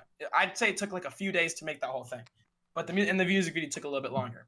Yeah. But because it's been so long, it's like I feel like I have to one up it, and it's not that I don't think it'll be that hard to one up with all the stuff I know now. But like I've been overthinking this song. It's been like 2 years. Like every now and then I'll just be like, maybe this melody could be the song. No, maybe this could be it. No, and I just have to decide on something. Like I'm losing it right now. So the goal for 1 million is to have 1 million subscriber music video and song. I just don't have the song. I don't have the name. I don't have the music video yet. So I just have to sit down, write a melody and chords that I really like, and just turn it into fire, make some lyrics, and just make a music video. So I think it should be possible. All right. You should give us the full meal. You got the fries, the juice. You should give us the burger. The burger, dude. People were asking burger, or just call it Muga. Maybe I just call it the Muga because that's been the prominent. That's the new thing in our community. It's the The Yes, Muga is what yes. defines our community now. It was so funny. So Muga is an emote and that's popular on Twitch. And then, but my community uses it the most because we just think it's hilarious. And so, anytime we're raiding someone, we're just like Muga raid, Muga, and like it's just such a funny word. And so at Stream University, my roommate was like, he had his community name. He's like, "What's up?" I don't know I don't forget what he called his community, but he said, "Yo, yo, yo," and he's like, "Sam, what's your community called?" I'm like, "I don't know." Like I was like, "I don't know what my community's called." I was like, "I thought it just called the KingSammelots." I don't know, and he was like, "Nah, you need a name." And then I look at my chat, and they all just start spamming Muga, and I'm like, "Oh my gosh!" And so by that point, we were like, "What's up, Mugas? The Muga community." And so now we're just like the Mugas. So How yeah. wholesome. Wait, what did you ask? Oh, yeah, that was the wait. Yeah, let me control Z. It was, what's the plan for 1 million subs special? And you went on about making a I put song that on for because Muga. yeah. Maybe the next song will be called Muga. I don't know, but I really do want to get a song out for 1 million. I think it would be fire. That's still the goal. I gotta plan it out. But yeah. Sweet.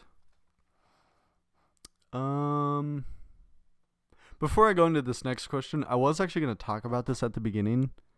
To everybody watching, we pushed doing one of these with Sammelot like 5 times. Like yeah. You were number 6, and then we got. And then I was 7. And then yeah, you or no, wait.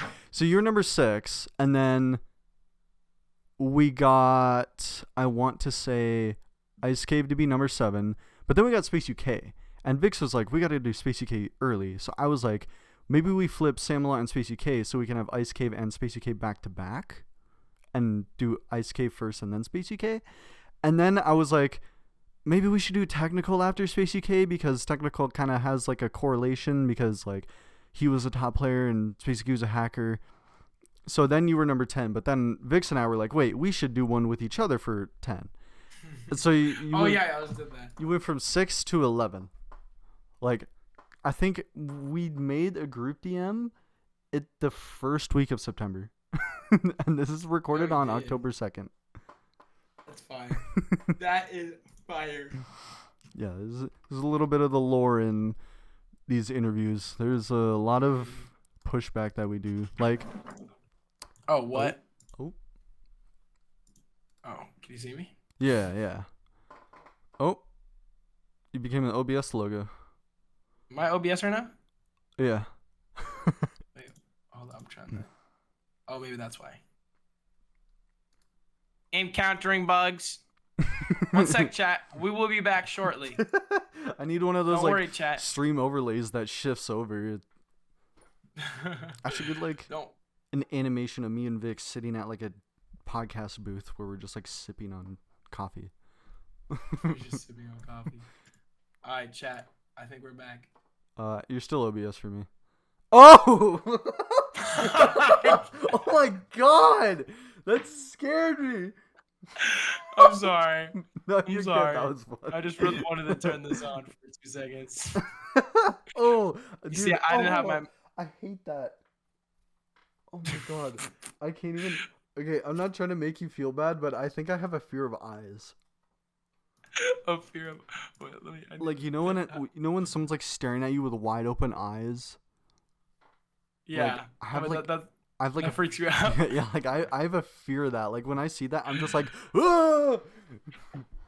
Oh my gosh! Hey, that should be a timestamp that right. If you saw that moment, then you won't forget that. Timestamp that. 592 Sammelot. Fire. Oh yeah, I was asked in the Discord by the people who made this. Do you remember being DM'd a while ago by this person about a 65-minute long level, and that you were trying to name it, like this list of names for it, and you picked? Wait, this is a comment on. This is a comment. It was, left? or no? This is a. Well, this is a comment that the creator of the level left, but you were DM'd personally to pick a name. One of them was, if you remember, Cornbread Travel. It's a Wait, a 65 person. Wait, a I that 65-minute wait, level. and out. Was I supposed to make a part in it? Oh no, they were just asking you for the name, and you picked Cornbread Travel. And Who was the person? I forgot his name, but apparently you picked the name Cornbread Travel, and the level's finished. 65 minutes. It's like in a verification race right now. There ain't no way they're calling it Cornbread Travel. They're calling it Cornbread Travel. Bro, what? I gotta figure out what this level was again, bro. Oh my gosh, there's no way. I remember There there's like ain't no way. there's like a bunch of good names. Bro. And Cornbread Travel. the dude, I gotta beat that. the owner of it was so nice that I just like, okay, I have to bring this up around KingSammelot. Like, I have No, that's to. hilarious. I gotta play cornbread. It was fun. That's crazy. I got a private copy and I got to play it in practice and like bought it. Like, I'm gonna have it in the background of this video. This will be the first one, and it's gonna be new. It's gonna be new B-roll for our stuff. It's not made for that, but I did ask if I could get a private copy for it. It's a very fun level. Yeah, wait, I just realized in the interviews, yeah, you have like, oh yeah, there are levels in the background. Yeah. Yeah, it's the same, like, 2-3 hours of levels that we have, and I was like, people want new B-roll for some reason, even though it's super blurry and people can't see it. People want it anyways, so I just figured I would get that and bought it and add it to this. And honestly, I might start using it alone because genuinely, I could just copy and paste it 3 times and it would not get boring because it's a 65-minute level. That's crazy, bro. Holy, yeah, get that retention up with that background GD stuff. Hell yeah. You should put like some Easter egg for like 10 seconds at some point in the interview, like something in the corner of the screen pops up that has like a Xbox game code that they have to try and get. Speaking of, why does it say peen at the top left of your... Oh my gosh, it's on this one. Oh gosh. Okay. I don't know.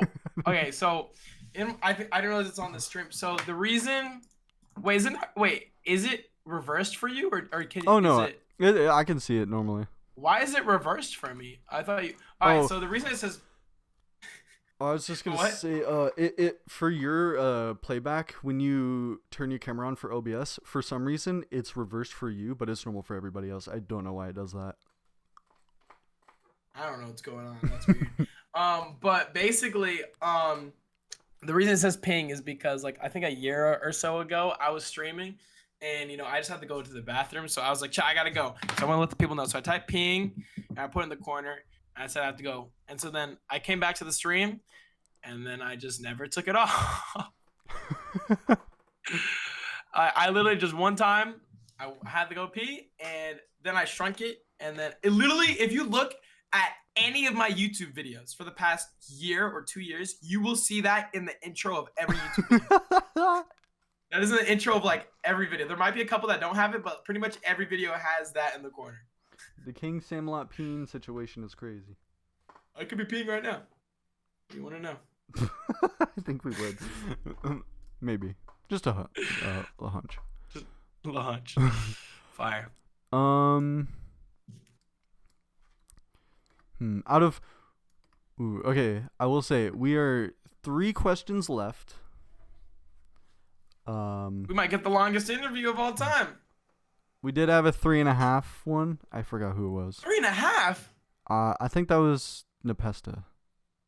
Which, understandable. He talks for a while. We're not beating Nepesta. That's crazy. But I usually like to play games with people, but for this time I wasn't able to come up with like a game for you, so we'll do this. The final 3 questions are question 2, 9, and 12. You pick a number, 2, 9, or 12. What? 2, 9, or 12? Yeah. No. Gotta go right smack in the middle of that 9. All right, this is a good one. Is there any advice you would like to give new streamers / content creators? Wait, the 2, 9, or 12 were questions? Yeah. Oh, okay. Wait, what advice would I give new streamers and YouTubers? Yeah. Yo, the number one advice that I like to give is that it's just all about being unique. It's like whether you want to be any type of creator, you have to try and find whatever content you want to go for and put a twist on it that makes it your own, right? I did that with Geometry Dash. I was like, I haven't really seen people play the game with piano. So I think maybe one other person had done it, but I was like, I'm going to make it my own way. I'm going to do that. And then it's all about that little bit of a yoink and twist thing. I saw Fundy. He made I controlled Minecraft with my voice. So I'm like, you know what? I'm going to take that software. I'm going to play Geometry Dash with my voice. And that's my biggest video now. So you can just find a way to whatever kind of niche you're going into, just do it in a way that nobody's really done before. Like really, that's what you really want to think. Like, go outside for like 30 minutes or like research. Just be like, how can I transform this content into something that is still relatable, but it's really cool and like new. So that's how I think about it. Hell yeah. That's probably exactly what I would have said. Is literally just be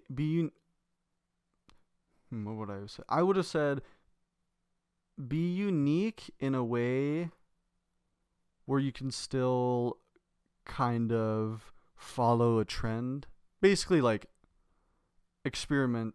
I mean, it goes back to experiment. The big E word. Big E word. Big E word. Always experiment. That is going to be your success. And it doesn't even apply to YouTube either or streaming. It applies to everything. If you just keep experimenting, someday you'll hit some if you just keep on doing it. Come on. That's what I'm talking about. Yeah. Hey.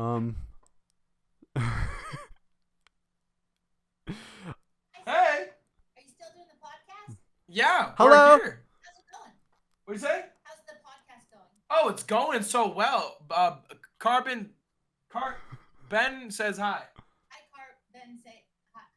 I'm about to have She's just casually saying hi through the hole in my wall. Oh, free nuts? Yeah. Thank you. Have a great rest of your podcast. Thank you, Mom. Thank you. Yo, W Mom.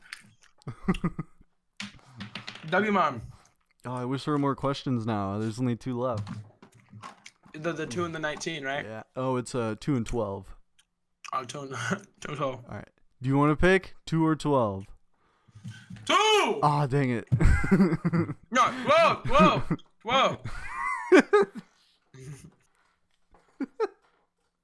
We'll go with 2 because that's how you truly feel. Out of all the collaborations you've done, which ones were your least and most favorite to do?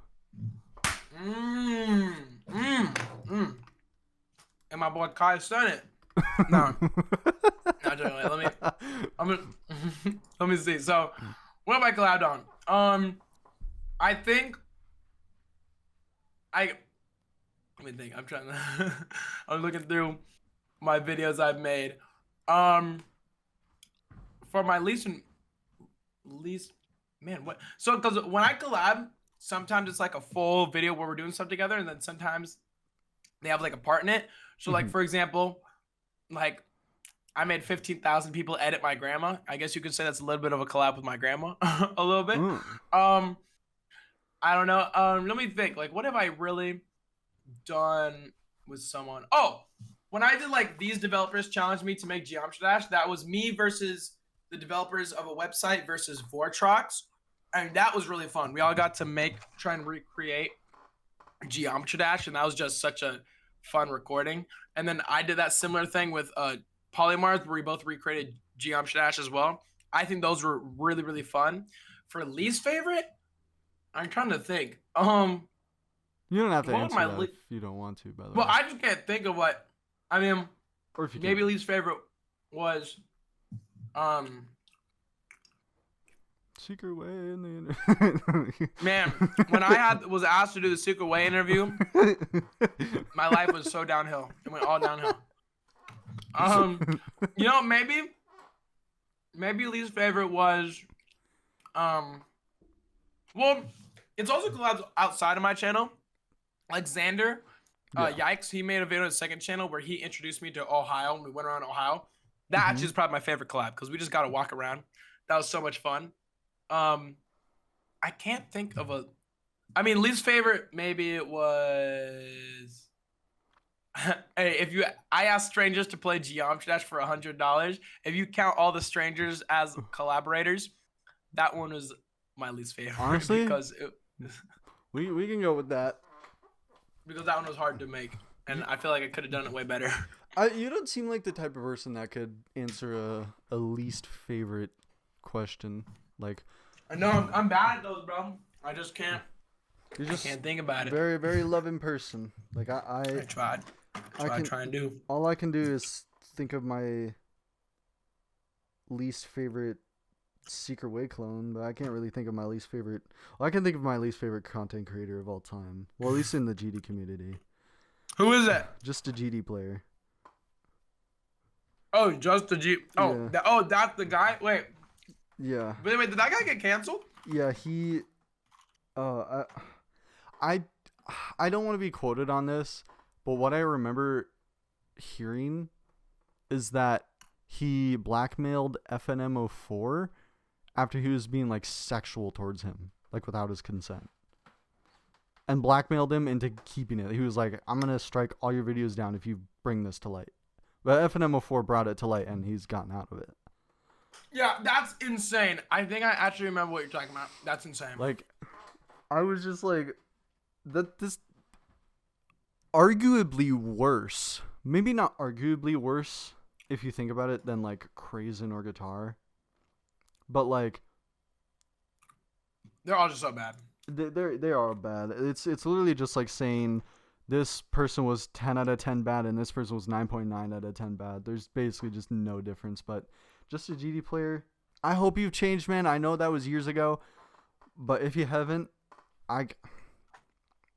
also Narrow also apparently hacked stuff and never apologized and just kept showcasing stuff. Dang. Which Oh wait, that guy sounds familiar. Narrow. Xanity, he made Abyss of Darkness. There's just so much drama. Like at the end, if we could just like not do all this, like If we can band together yes, as one another. I will say I was really harsh to just a GD player in me and Vix's interview because, oh god, I ripped into him. But I think I also have trauma. I have trauma with being blackmailed, so it kind of just like really pissed me off. Yeah, But- that's scary. But yeah, That stuff is scary, bro. it is really scary. But if I get blackmailed, I don't care. Release stuff. I haven't done anything. I don't think. If I've done anything heinous, it was from like a decade ago. Like, No, that's facts. I matured too quickly. But, and the final question. This is probably the silliest question here. Hence why I was kind of hoping we would end off on like a more cinematic question. But Alright, let's hear it. I guess this more fits you. If you were an emoji, any emoji, which one would you be?